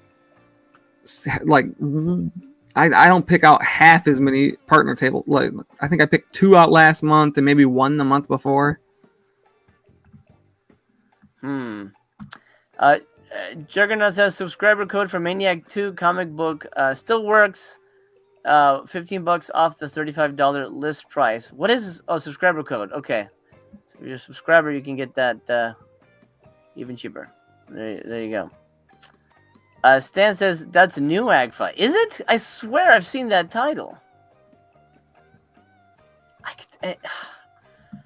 I swear I've seen the Sarah Jacobson movies before. Anyway. It is what it is.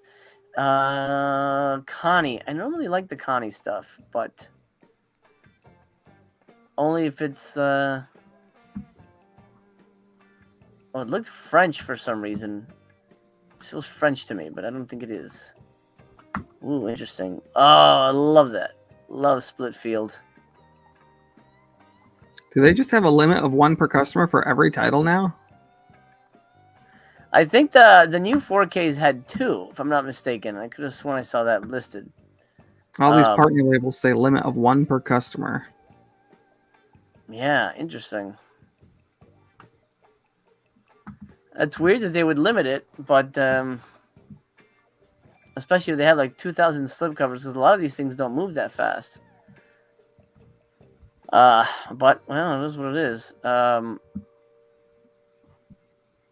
That's I think where I'm thinking about. Yeah, Scalder, thank you. Eureka put it out. I know I'd seen that. VB Gal says I miss Culture Shock and Fun City. Culture Shock I think is kind of defunct at the moment, unfortunately. But Fun City's putting out Paradise, which I don't know if you knew that, Bullet Blake, but you got to get your hands on that. I missed it. The slipcover was already gone by the time I actually got on there. Oh, really? Oh, man. Yeah, and Paradise I actually love the movie Paradise. That's another one that I still own on beta.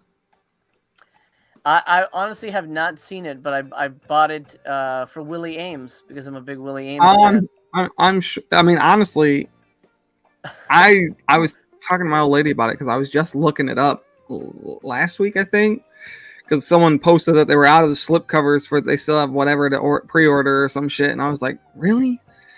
So, but I haven't bought anything from them since they left. Like a lot of the partner labels, they leave, and I don't have the incentive to fucking spend the full price and buy it from there. But I think that's the better version of the Blue Lagoon, in my opinion.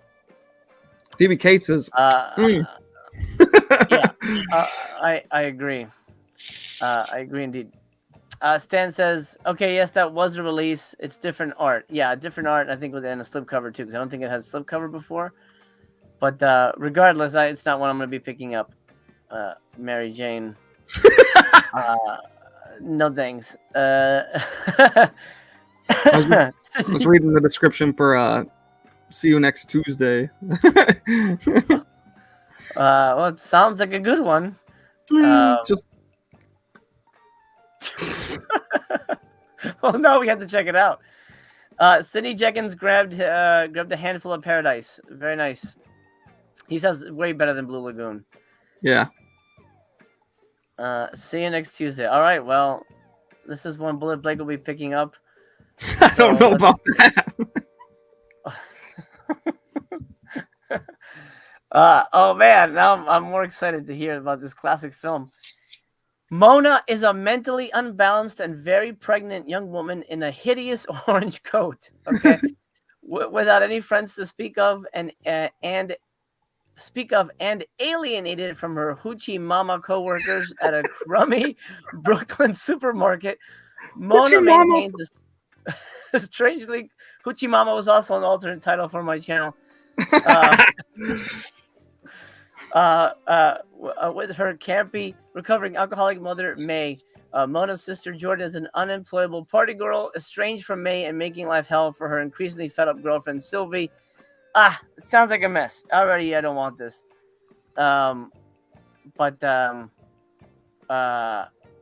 Maybe a good film, but not one.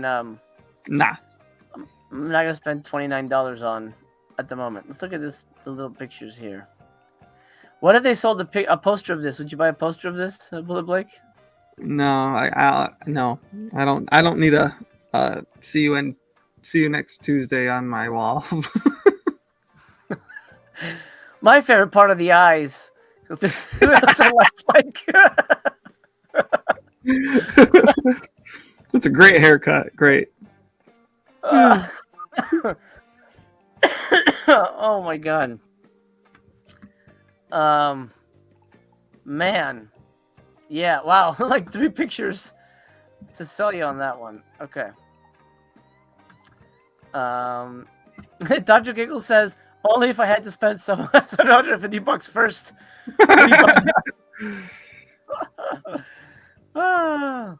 That's good. DJ, I'm in the same boat. There's too many releases I want this month. But you can always wait. You don't have to pay full price. Even though the stock count is down to 5,000, stuff will not sell out.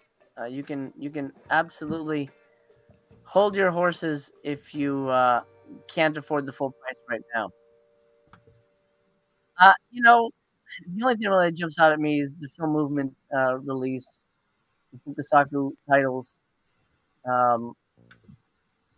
Stylish and incredible stuff. I've never been let down by this guy. Um, oh, beautiful, beautiful, beautiful stuff. Yeah, I want this very badly. But I'm gonna keep my eye on it because 33 is a little pricey for me for two movies at the moment. What do you think? Is this something you'll grab? Um, I don't know. Maybe You're not a Japanese gangster fan? not usually, Oh, okay, but okay.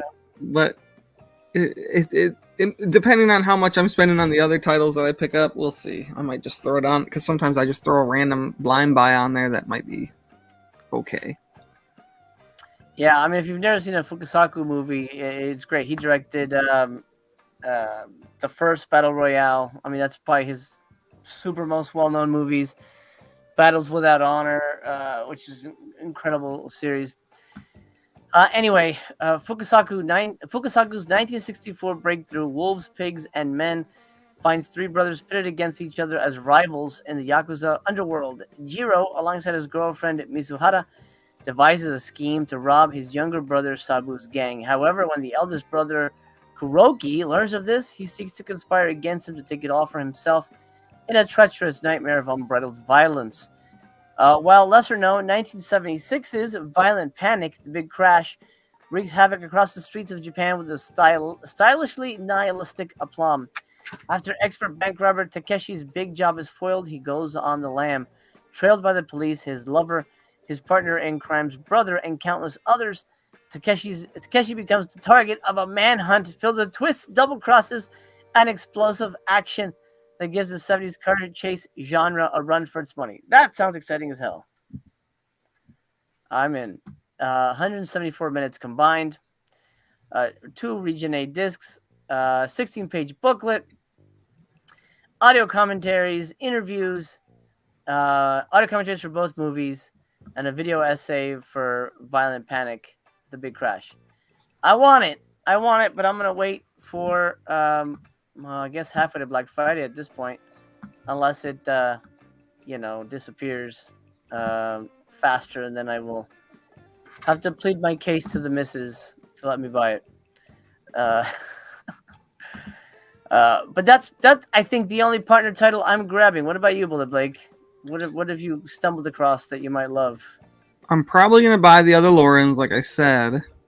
And I don't know, what's that art label one? I don't know what that one is. Yeah, let's go with that real quick, and then we'll read the Lawrence. Art label is a spin-off of Culture Shock, kind of a spin-off. At least it was sort of the same hands behind it. Looks like there's only 1,000 left, or 1,000 slips in general. I don't like that. Yeah, that artwork looks awful. Jesus, man. It does look very Culture Shock, though. Yep. Ugh.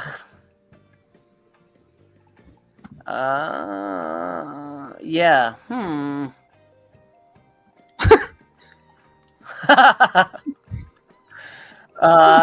Oh yeah. That's Lloyd. Wait a second, is that Lloyd? It was. Lloyd and Lemon.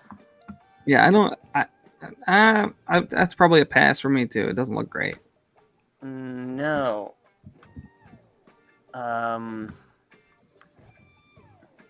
Very much a culture shocky title. After the tragic death of their parents, two sisters are torn apart and sent to opposite coasts by a malevolent entity. One sister cannot remember who she is, and the other cannot grasp the fateful task that lies ahead of her. While fighting to make their way back to each other, the sisters encounter many strange characters that could either help them or destroy them. You'll have to find out by watching the movie, which is which. Recent movie this fucking year.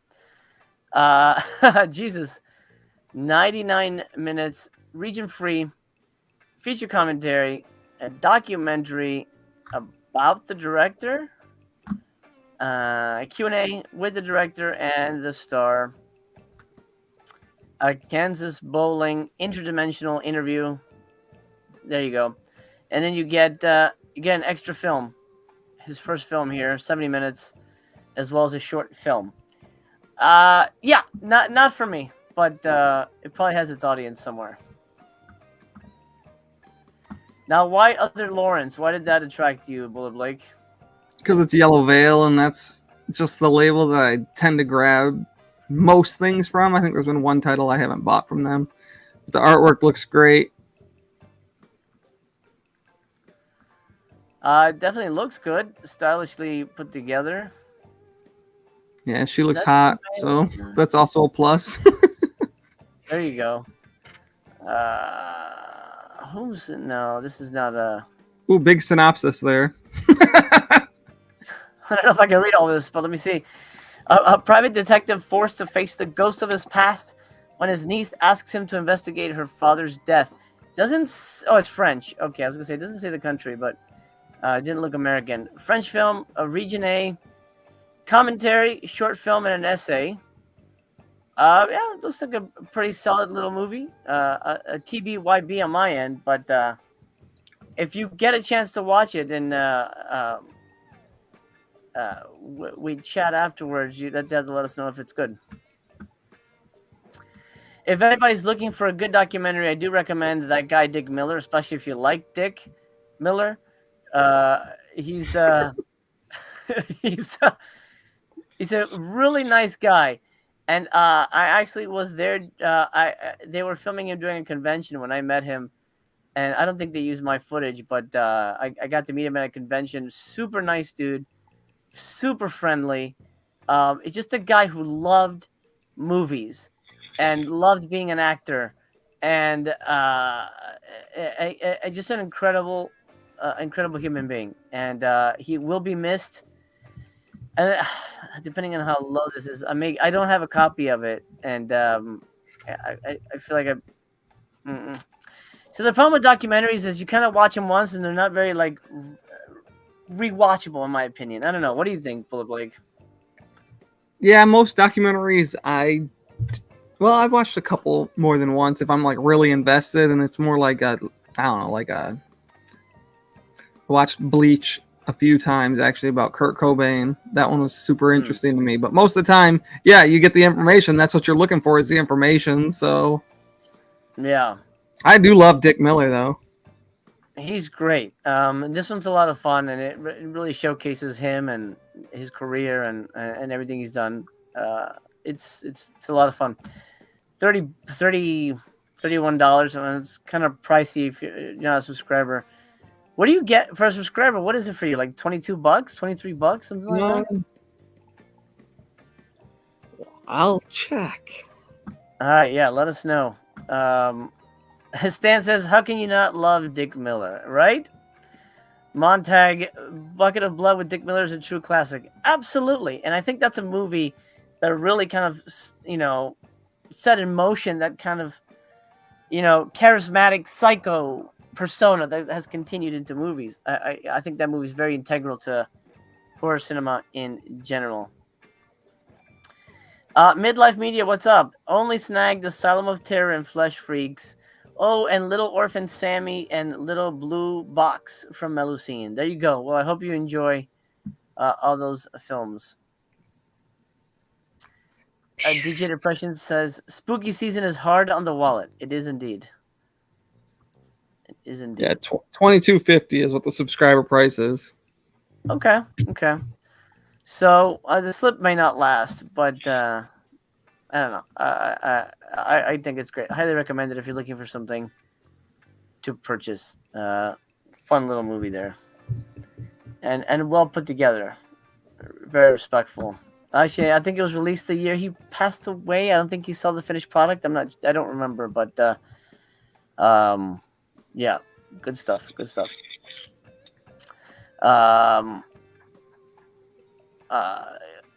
Wrath of Deus. What's up? Are Killer's Delight and Curfew worth it? Curfew, yes. Killer's Delight is okay. What do you think, Blake?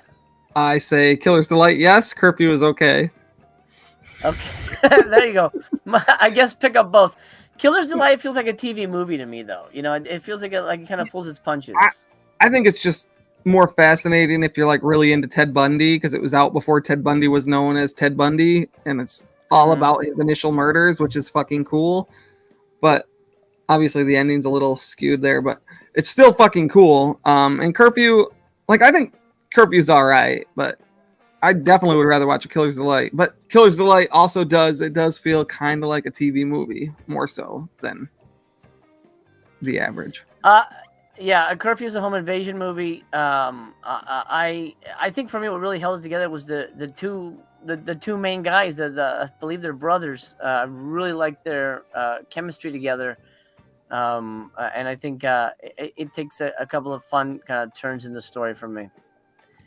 I really enjoyed that quite a bit. So yeah, if you're looking to buy that, buy both. Chris, thank you. Reminding people to slap the like button, everybody, please. It's an honor and a pleasure to be doing this and having you here. And please slap the thumbs up if you're having a good time. I really appreciate that very much. Yeah, you know, I think partner labels have always kind of, you know, devolved to this. It's very much a smorgasbord of art house movies, shot on video things, and then the rare kind of you know, documentaries on random things. At one time they had a documentary on rugs that sold very well for some reason. So I don't know if you picked that one up, Bullet Blake, the rug documentary. I did not. You missed out, man. Had the biggest boobs in that movie. But it sold well. I mean, I think it had like 1,000 slips, but that one went really fast. I'm curious what. Well, let's take a look at the rest of the film movement lineup here, because they have looks like newer films. Lovely Rita, 2001.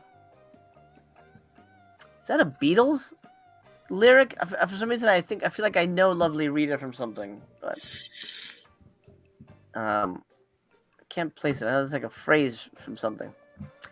Feeling confined by her well-managed suburban environment, the pubescent Rita gradually attempts to test and break the expectations made of her.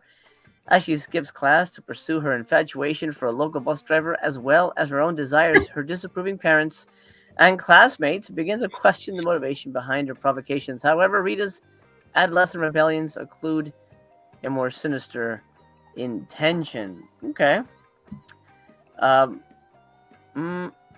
It says Lovely Rita remains just as shocking as it was during its Cannes Film Festival premiere. All right. So it's a shocking film, but yeah, I don't know. I don't know much about it, except the fact that I feel like I've heard this title. Is it shot on video? I think it is. Huh. Actually, it sounds interesting to me. I might grab this one. Oh, there you go. $8.85 currently left with the slipcover. Oh, there you go. Thank you. Lovely Rita Made is a song. Yeah, okay. So Beatles. Okay. I was like, man, I know that my wife would have killed me. She's a big Beatles fan. It's in German, so I actually won't be buying that one. Oh, that's right. German the subtitles just don't match up with German well at all, in my opinion. So it just drives me nuts. Gotcha.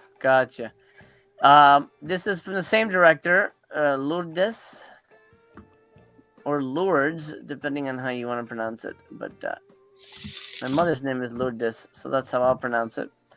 $8.79. Let's take a look at this one.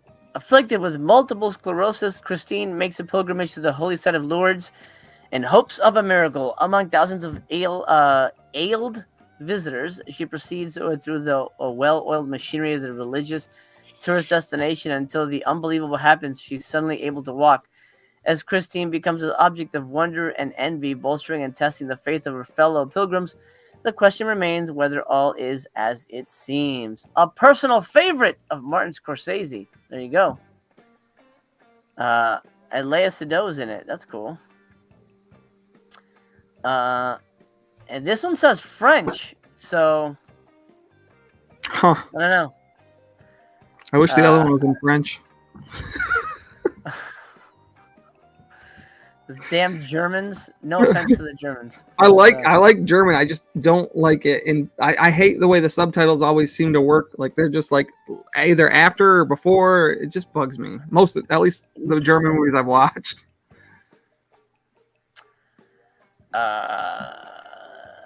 Maybe they got it right this time. You never know. You never know. Oh my God! Another movie by the same director. They should just put out a box set. Oh, that's why they have 3 releases this month. Yeah, why didn't they just do it as a box? Yeah. Hotel. Looks like Cuckoo, a movie I haven't seen, but I think it's about a hotel. It sounds like it is. Newly restored to 4K, available the first time in North America. Austrian auteur Jessica Hausner radically upends genre tropes and preempts the resurgence of folk horror with her second and most formally audacious feature, Hotel. The deceptively simple premise of a young woman who takes on a job as a night porter at a remote Austrian hotel and encounters unexplained phenomena amounts to a grand treatise on the inhibiting potential of imagination and the fine line between banality and terror and the looming specter of fate. This one's in German, so fuck this thing, right? This one doesn't sound that great to me. I think the one sounds like a cool movie, but yeah.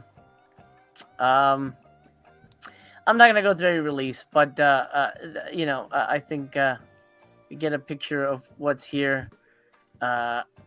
Hopefully, if you take a chance on something, you'll enjoy it. I do believe Memory is a new label, but it doesn't say that it is. I'm not sure. What is Dogleg? We'll read this one and then go on to the main releases. Amateur director Alan loses his fiance's dog at a gender reveal party on the day of an important shoot. As he struggles to finish his latest project with the help of a New York critic, the pursuit of the lost dog and the chaos of his film begin to blend, and Alan grows desperate for the day to be over. Wow. What a strange-ass plot. hard pass. Hard pass for me. It's from last year, 2023, Region A. You get some short films, and then I'm not sure what all this is, but just a lot of details there that are odd. Gender reveal party, like why is that specifically called out? Yeah, interesting. It might be fine, but it doesn't float my boat. Let me know if anybody in the chat got anything from the partner labels. Let me know what you picked up that you enjoyed. Stan says, MC, are you on tomorrow? I will not be. I will not be covering the next out of print stuff. I'm just doing today mainly because it's September 1st and there's new titles. But you go ahead and crash. But remember to come back and join us for Voyage number 24. Season 3 continues, the second half of Season 3, with 2 of the most interesting films I think we've watched so far. Existential dread is my theme. And I think you'll certainly experience that. You can tell Bullet Blake's face. I know you've seen at least one of them, right? I watched one of them, yes. Reserve your thoughts until the show, but yeah, these are interesting to say the least. The other one I'm waiting. My old lady wants to watch the other one with me. She's excited about watching it. So. Oh man, well. Share her thoughts when you on the show. See what she thought. I'd seen. I started with No Shark. See, I haven't watched. Oof. I mean, yeah. I'll be the first to apologize to everybody. Jesus. Okay. Anyway. Well, let's real quick. Let's take a look at what's out of print. See if anything's sold out, and then we'll talk about the newer titles. Beware My Brethren, Bloodsuckers, Buggy Creek. We know about Cutting Class. Grave Secret sold out. Jack Frost was kind of already sold out. Mountaintop sold out. Old Dracula sold out. Yeah. Lurkers, that was already gone. Corruption was already gone. So Immortalizer, Incubus was already gone, and Witch Shop was already gone. Okay, great. Dun, dun, dun. Resurrection is still in the game if you're considering it. Well, let's look at the T-shirt because there's. I feel like every month they're putting out a Cinematograph T-shirt. What is up with that? I don't know. They all ugly as shit too. Yeah, man. It's like This they're is really ugly. trying to build this up. I would not wear that. It hurts my eyes to even look at Yeah. it. Like Terrible. I don't know why, yeah. because I don't feel like it's a label that like mandates a bunch of merch. It's so random. It's look, and a fucking tote bag. Come on, guys. It's like they're going overboard to like merchandise it so people feel connected to it. And Yeah. I don't know. It feels weird to me. Looks like Blonde on a Bum Trip is here. It's a district picks. So I guess they consider it. Wait, is this one of those 60s roughies? Because I'm a fan of the 60s roughies. Oh man. Yeah, this is right up my alley. I think I'll probably grab this. $43 fucking dollars. Why? For a 64-minute movie? Why would that be $43? Fucking dumb.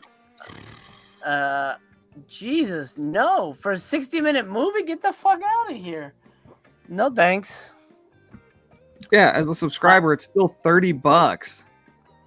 Yeah, dude, no. I think I'll never pick that up. For $30? No way.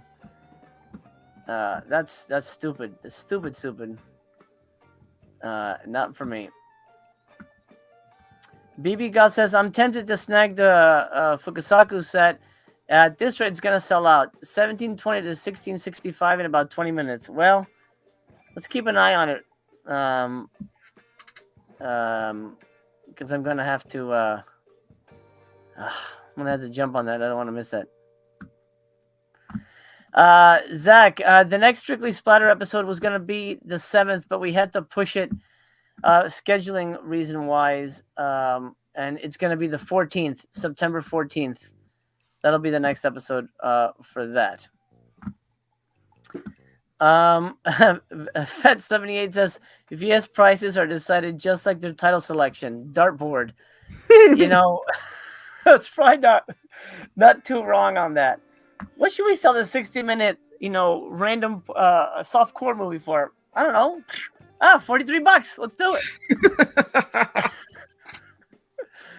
it. Okay.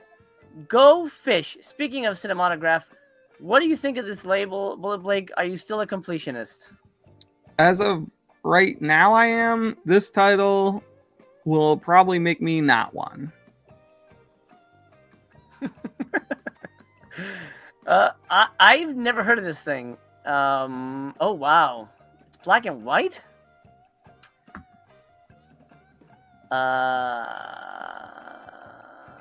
Why would they pick this? I thought the whole point was to pick like super well-known movies and like give them a super limited treatment. I feel like they just shit the bed on Cinematograph with this one. They always do that. They do that with every sub-label they make. They always have like a good promising start, and then it's like, what the shit is this? It's like they trick you. Yeah, I don't have any desire to watch this movie. And that's not saying it's not a good movie, but it's certainly not what we've expected this to be. Okay, Max, a young lesbian college student living in Chicago, is in aromantic, as one word, dry spell. Her roommate Kaya sets Max up with Ellie, an older woman that Max initially dismisses but ultimately falls for until it's revealed that Ellie may already be committed. Bum, bum, bum. Why? A shot on 60mm black and white movie. 4K restoration. Great. 1994, 83 minutes, Region A, a whole bunch of special features. I think they just killed cinematograph. I'm not buying this. I've bought every title up until now. I'm not buying this. And not because it's a movie about lesbians. I mean, if anything, that would make me to want to buy it more. I think just the concept itself, maybe if this was a VSL, I think you could probably get away with that. It's experimental, right? That was the labs, so you could do this as a VSL. But as a cinematograph, I mean, you just had a movie with Roy Scheider come out last month or whatever it was. Not last month, a couple months ago. All the other movies I've known before they announced or before they released them. Like, these movies, yeah. you know Little Darlings, you know all that shit. But this, yeah. Fet78 says, I almost bought Go Fish thinking it was a documentary on the card game. No, that would be a cinematograph release.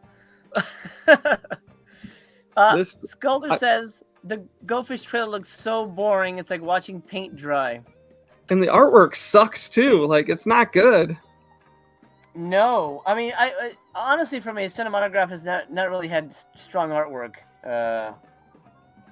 Well, yeah, when they shut the bed with Little Darlings, it was like, yep, they're just gonna go with it.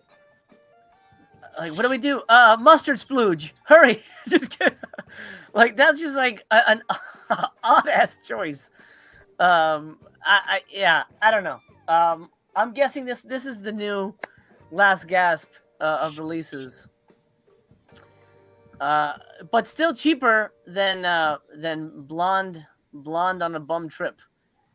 Which is crazy. I feel like this cinematograph is gonna move super fucking slow. Oh yeah, absolutely. But this looks interesting. Okay, VSL has it's a Sydney Sheldon movie. So wait, is this like a TV movie or something?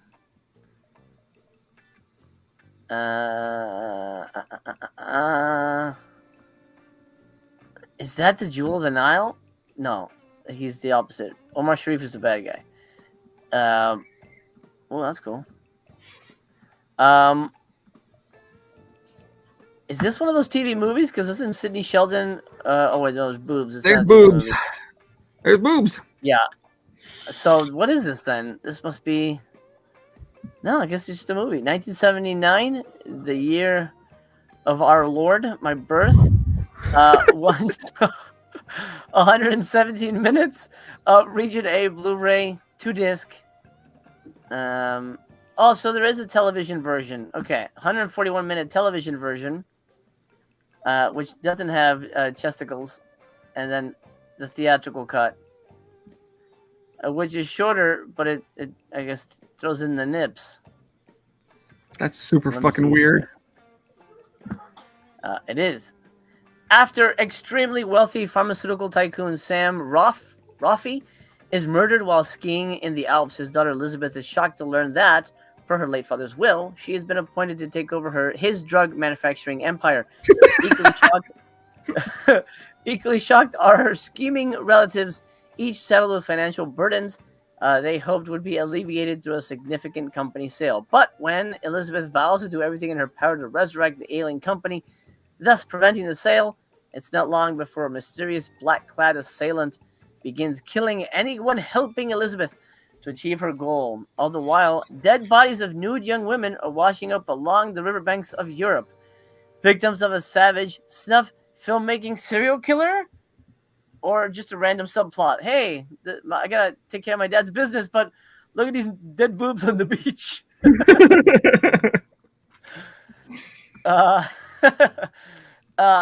Okay. Yeah, it does have a good cast. Sidney Jenkins is a fan of the cast there. Audrey Hepburn, Ben Gazzara, James Mason, Omar Sharif, Irene Pappas, Romy Schneider. Yeah, it's a good cast. Directed by Terrence Young. It's still not exactly what I wanted from VSL. What do you think, Bullet Blake? Are you grabbing Bloodline? Nope. It's not for me. VSL's been I haven't bought a whole lot from that sub label at all, actually, but Mhm. I don't know, both like the cinematograph and this, it just looks like a waste of money to me. So It's a weird one, man. It is a weird one. All right, well, Bloodline. I hope it does well for them. I don't know if this is the right movie for this audience. You know, and the Vinegar Syndrome audience, I'm not sure that they would be. I mean, it's kind of a giallo, but it feels more like a, low watt TV movie. it seems like they've completely lost touch with what their audience wants, honestly. Yeah, it's tricky because they put out stuff like these two titles, but then this month I think Howling 2 and Delirium are incredible. That box set is going to be good too. I think like all three of the actual VS releases for this month, those look great. Absolutely. And what is this, 115 for all of them? That's not too bad, but yeah, one's a box set, so that's actually a really good deal. But we know that these aren't going to sell out anytime soon, and there'll be better prices down the line. So let's go to the new VSA or Vinegar Syndrome Asian, as it's been relabeled. We have another Asian title here. I don't know. I haven't seen it. Looks fun. Looks fucking awesome, again, actually. It's not one that I recognize from the video store era. No. Looks like a gangster revenge picture. Yeah, it looks cool. Yeah, I'm not familiar with it, so I can't say whether it's good or not. But if anybody's seen An Eye for an Eye, then chime in, because it looks promising. But it continues to be a sort of an Asian heavy focus on the VSAs, and I think most people were sort of thinking it would focus on something else. But I think early on, I think honestly, once they released fucking Dr. Jekyll's Dungeon of fucking shit, that's when I started to like question what the hell was happening in this. To this day, that is the worst title in the VSA line. So bad. Sculptor says, "Dead boobs on the beaches are business, and business is boobing."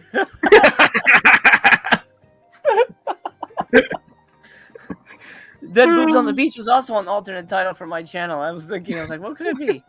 I don't really go to the beach that often, but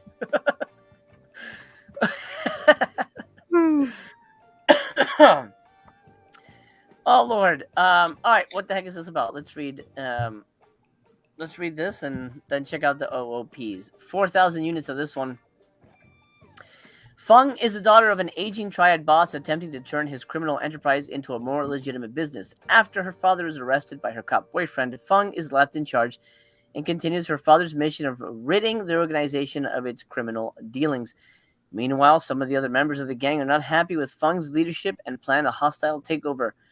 Cheong, I believe is how you pronounce that, the second in command, wants to maintain the group's violent reign and set out to strip Feng of her power by viciously assaulting and blackmailing her. Feng's boyfriend vows to take revenge on Cheong and the organization while simultaneously dealing with his jealous partner who also has eyes for Feng. Tensions soon boil over and violence erupts in the streets as warring factions attempt to maintain their power. Sounds good. I'm into it. Sounds like a blast. It's considered Category 3. I'm not familiar with this director. Oh Sing Pui. But it looks like a blast. 93 minutes, 1990, region free. You get you get one commentary track, a whole bunch of interviews, and then an essay. Really? No, it's not dubbed.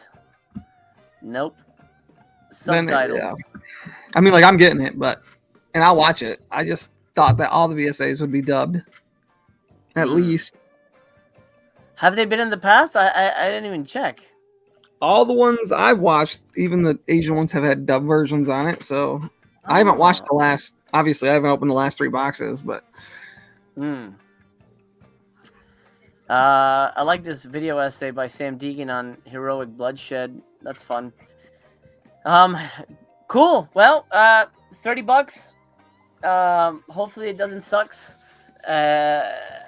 It'll be $20, 22, maybe $23 when it's on sale. I'll hold on and wait for reviews or hopefully TBYB, whenever possible. But I think beyond Bloodline and Go Fish, I think it's a pretty strong month in my opinion. What do you think, Bullet Blake? Yeah, like the main releases and the VSA sounds great. So I'd say this is one of the better months of the year. I'm excited about all 3 fucking releases for a change. Like it's never happened this year. Yeah. DJ Depression says apparently this one has a ton of abuse in it as a heads up. Okay. There you go. So that's something to keep in mind. For those of you, I mean, I guess nobody really likes watching abuse, but those who are particularly sensitive to it will be aware of that. One last look at the sale here. There's one more coming out Monday, so keep an eye out for that at noon. Well, noon Eastern and 9 a.m. PST. No new sellouts from what I can see. But yeah, I'm surprised Flesh Eater and Night Screams haven't moved. I mean, they are full price, so I guess that really kind of keeps it from moving. Yeah. I mean, I think at the end of the day, I think it's good for people who missed out on stuff.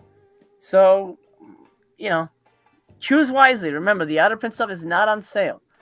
You will be paying full price. The only things on sale are the discounted items here, and there's good stuff throughout.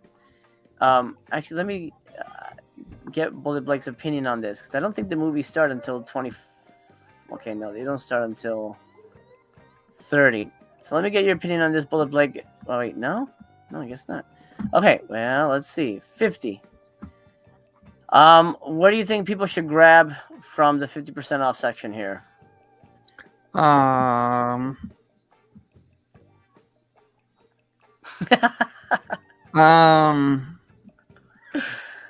of '84. Really, Summer of '84 over Sidekicks or? I mean, I was so hyped for Sidekicks. I mean, Daryl's good too, but Sidekicks was one of those that didn't live up to my nostalgic love for it, and it just kind of like, I was so disappointed. I was like, man, I loved this movie as a kid, and then it wasn't great. I mean, I own most of these, but the Forgotten Jolly, that's Volume 4. Actually, Volume 4 was a good set. That's the best one. Yep. Blade in the Dark. It's okay. It's okay, yeah. The Lost Picture Show was such a fucking disappointment. So disappointing.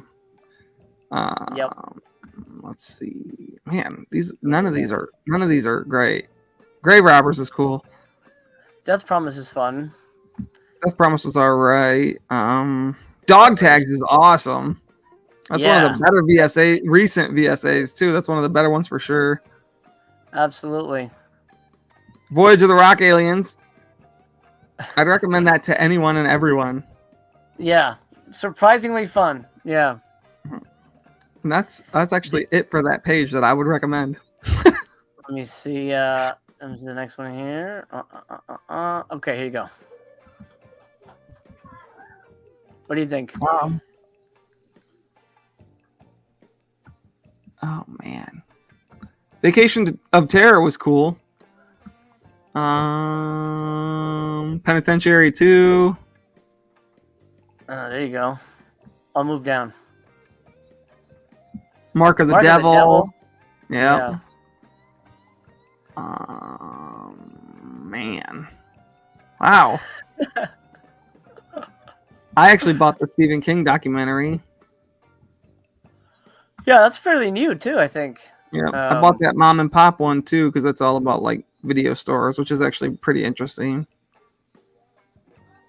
Okay, there you go. Nothing else on this page? Nah. Okay. Okay, here we go. The Land of Great and Small. Oh wait, did I want that? I feel like I wanted that because it looked insane to me. I can wait. I don't really need it that bad. Actually, that's one that looked really cool, but I didn't actually get it, I don't think. So I did buy Cadi Contra Mafia, but I haven't watched it yet. Yeah, it's all right. It's not great. I wanted it to be better, but it's fine. All right, and then that so that was 60% off. Which is nice that they do that. That they offer that option. Yeah, Nightmare Sisters, hell yeah. The Bees, Unmasking the Idol, I actually love. Mm-hmm.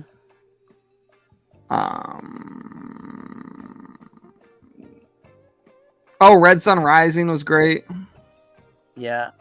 Hot Snake, and that's one of my top probably 5 releases of the entire fucking catalog. Like literally, I love. And Demon Wind 2, that's right up there with it. Demon Wind is weird, but enjoyable, I think. Yeah, I love it. Oof, some real bad ones in that row. Oh man. I mean, Disconnected is some people really like it, so I like that one. It's not for everybody, but I like it. Yeah. Okay, next page here then.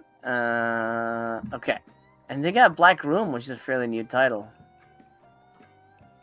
Tammy and the T-Rex. There you go. And then Cardona Volume 2. There you go. Perfect. Which is like a super new one, and it's already 60% off. I just don't even understand why they bothered with that one. I did buy both those comic book sets. Nice. And the Scanner Cop 2 is obviously awesome. Yeah, yeah. If you can, I guess the first one, I don't know, is that a print or something? But both of them are good. If you get a chance to grab that, recommended. Here's a VSL, like a recent VSL too, for 60% off. Yep, I didn't buy that one either. But oh man, but how crazy is this fucking thing? Cardona Volume 2 is $20. This is like fairly recent.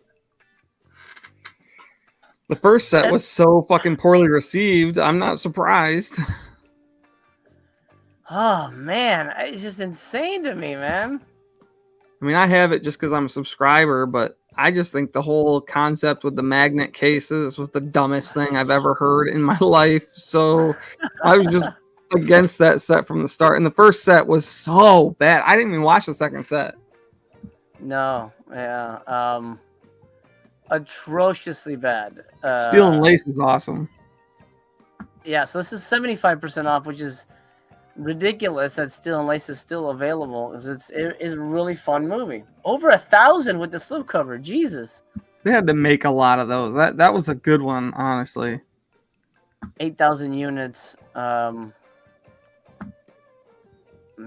Okay. Tough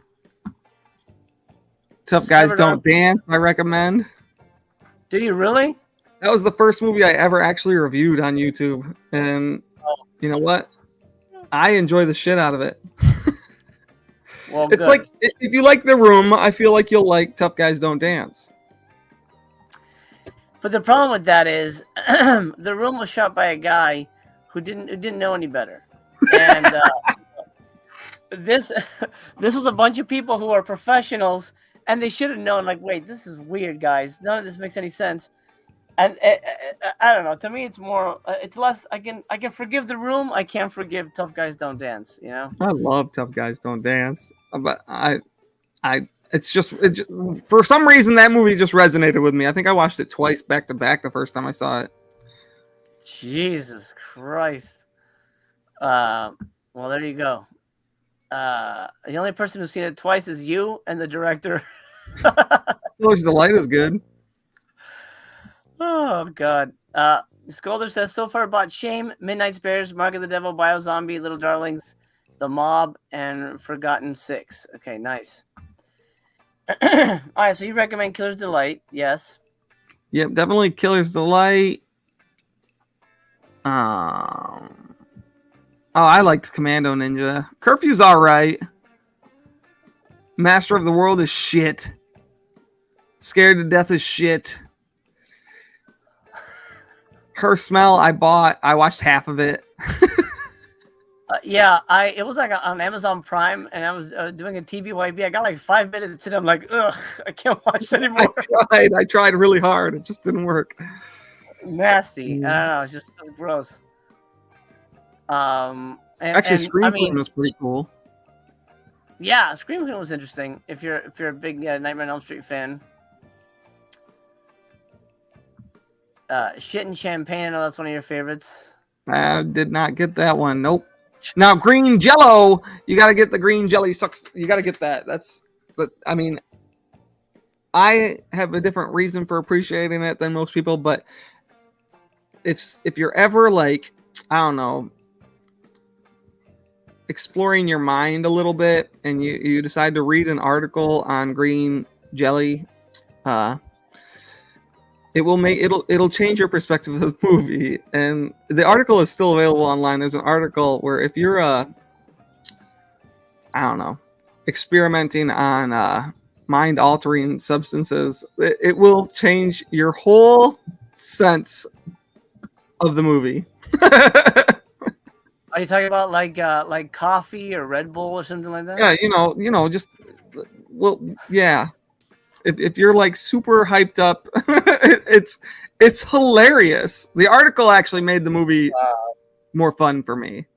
The movie is all right, but if you read the article before you watch the movie, holy shit!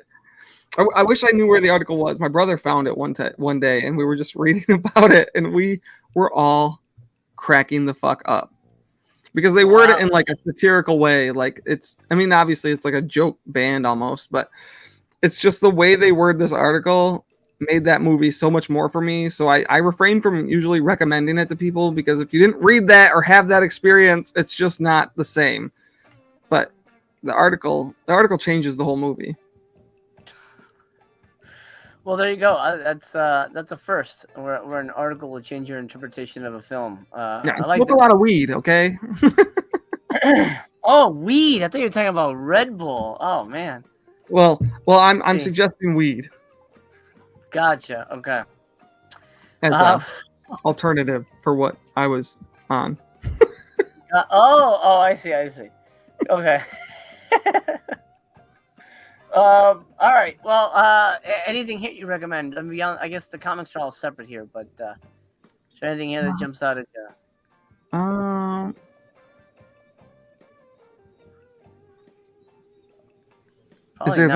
Is there that many comic book things released? Holy fuck!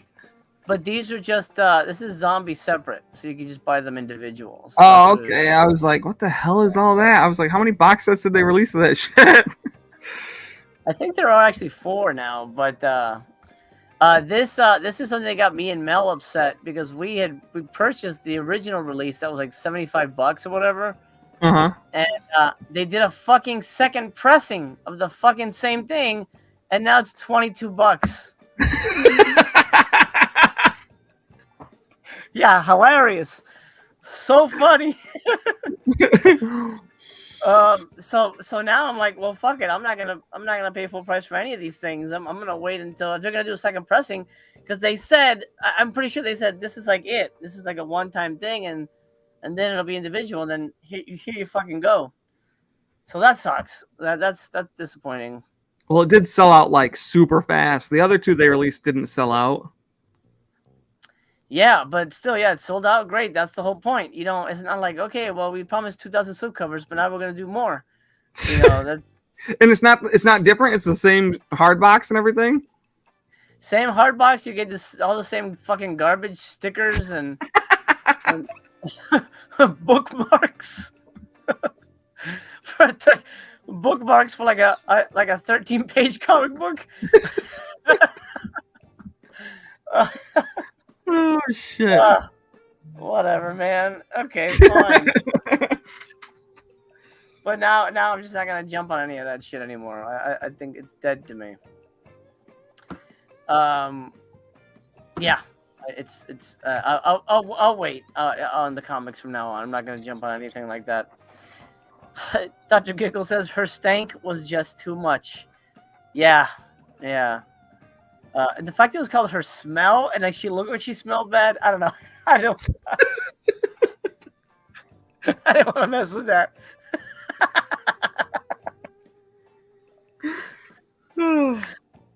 I did not.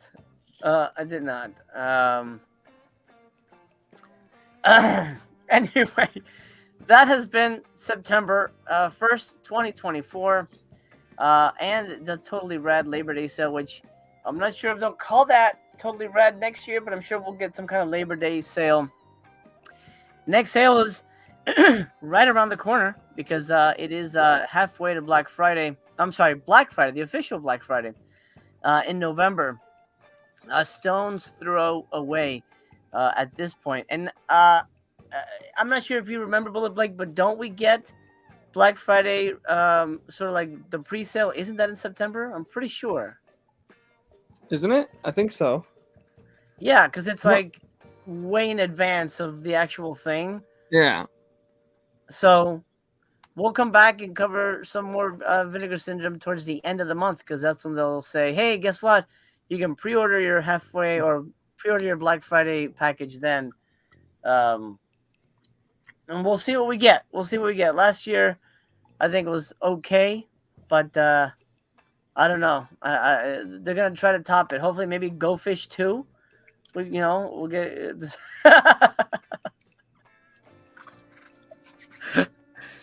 I mean, why would they? Again, I hate to harp on this movie, but let's look at here. Hold on. Let's look at the. Let's look at all the releases here. They had to put the fucking merch in there. Damn it. Okay, you start with Little Darlings, which is a beloved classic. I am surprised. Yeah, thumbs up. I'm surprised that this is already 50% off, because this is like new this year. So I'm kind of shocked, and maybe because it hasn't sold very well. I don't know, but I'm kind of shocked it's here. But it's nice because of the shit on their faces.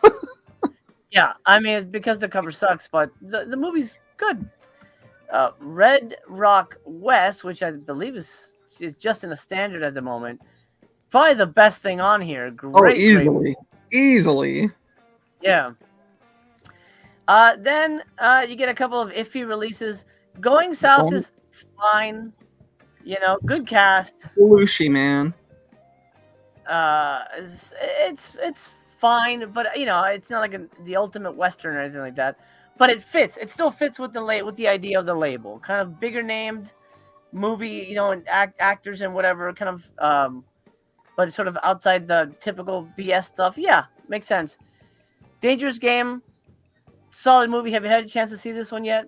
Yep, I like literally. I haven't seen The Last Embrace, but all the other ones they've released, except for The Last Embrace, I'd already seen before. So, Touch is great.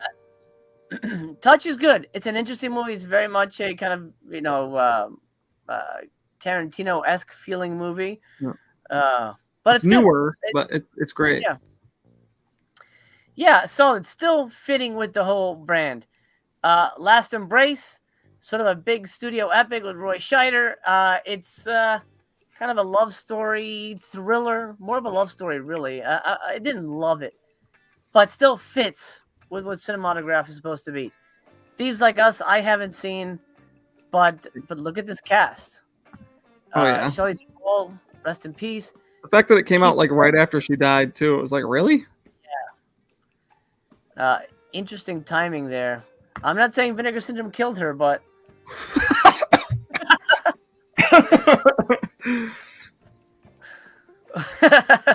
drum up sales. No, I kid. Rest in peace, Shelley Duvall. She fell in some hard times, unfortunately. But still, 100% fits with the label. Then we get a whole bunch of random merch. A fucking pendant? Come on, guys. What are you thinking? It was ridiculous. They're really trying to turn like the popcorn sticker. Get the hell out of here. And then they release a 16 millimeter black and white movie with no stars in it. Yeah, it literally says unprofessional actors in the description on the site. Yeah, what? You can't argue that this does not fit with what it has been established. I think this is the deal breaker right here for a lot of people.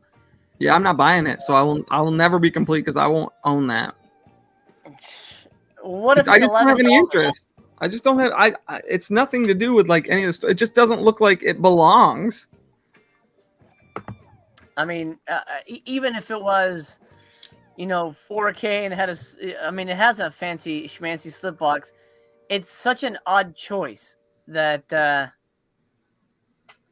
you probably could have flopped them. I think, what's it called? Bloodline?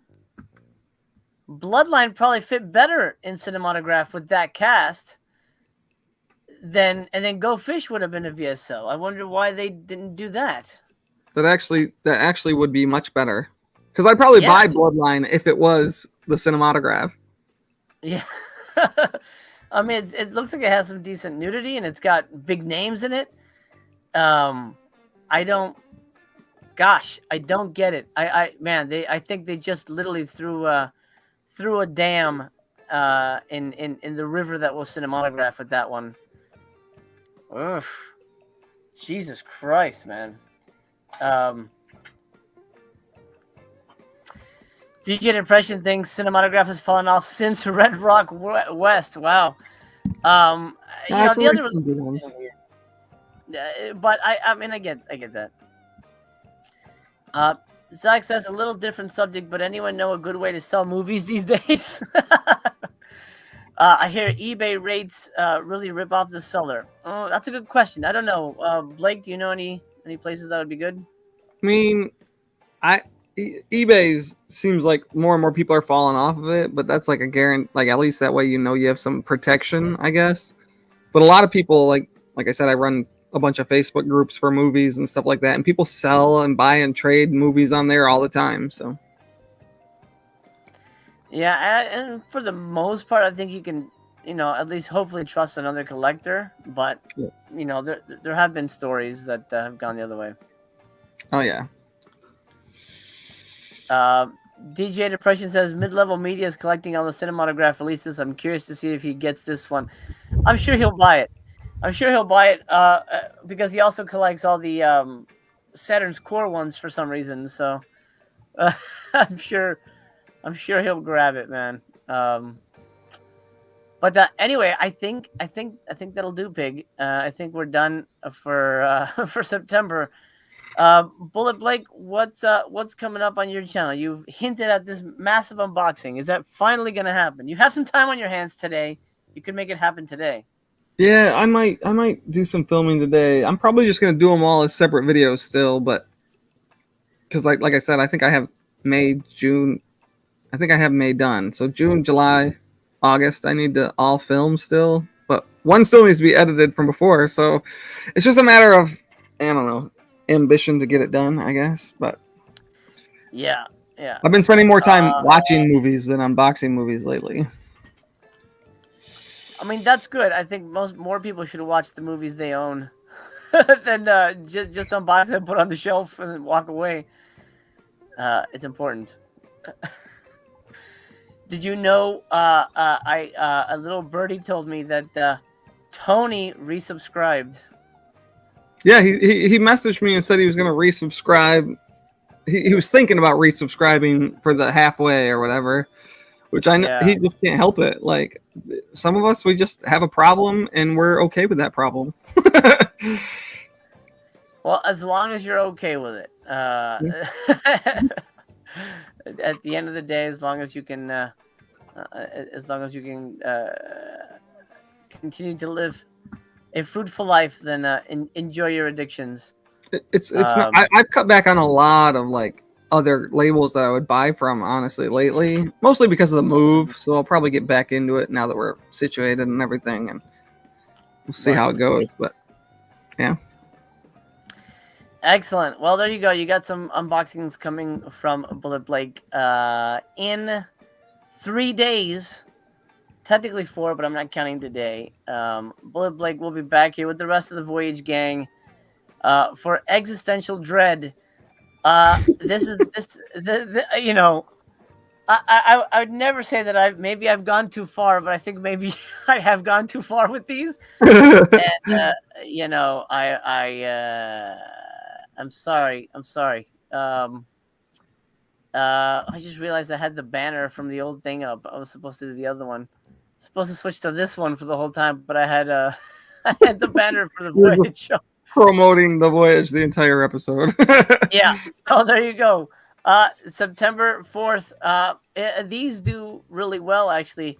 The last one I hosted was pretty big, but I want you guys to make sure you check out all the episodes, and we hop around to different channels. Of course, Bullet Blake's, Mel's, What Did I Just Watch, The Professors. We do hop around, and I will be, promoting those episodes as they pop up. So make sure you're subscribed to everybody so you don't miss an episode, because to me, this is the most fun I ever have on YouTube. Is Voyage, and it's even more fun when I get to subject them to the most atrocious things I could find. Makes me happy, and it makes for some fun viewing. It'll be a stacked episode. It will be a celebrity episode, but I'm not gonna tell you who's coming. Bullet Blake doesn't know, so you can't know either. You'll have to tune in to see who will pop in and say hello and join us. Featuring an actress from a recent movie. I'll say that. She is in a recent film, and she'll tell us all about the behind the scenes of making this movie, which I will give my unbridled review of, and she already knows what I think about it. But she's coming on not only to talk the movies we reviewed, but mention her new film as well. And then a buddy of mine who also has a new film starring Ryan Phillippe. I'll throw that out as a nugget. Not that anyone's going to spend time looking for it, but recent Ryan Phillippe film, and then a special guest reviewer. All right, Bullet Blake, thank you so much for joining me, sir. Hell yeah. And everybody at home, you guys rock. Thank you for giving us your time, your ears, your eyeballs, however you choose to watch this. If you're watching it with your buttholes open to the screen, fine. However you watch is perfectly fine by us. We'll see you again. We'll see you soon.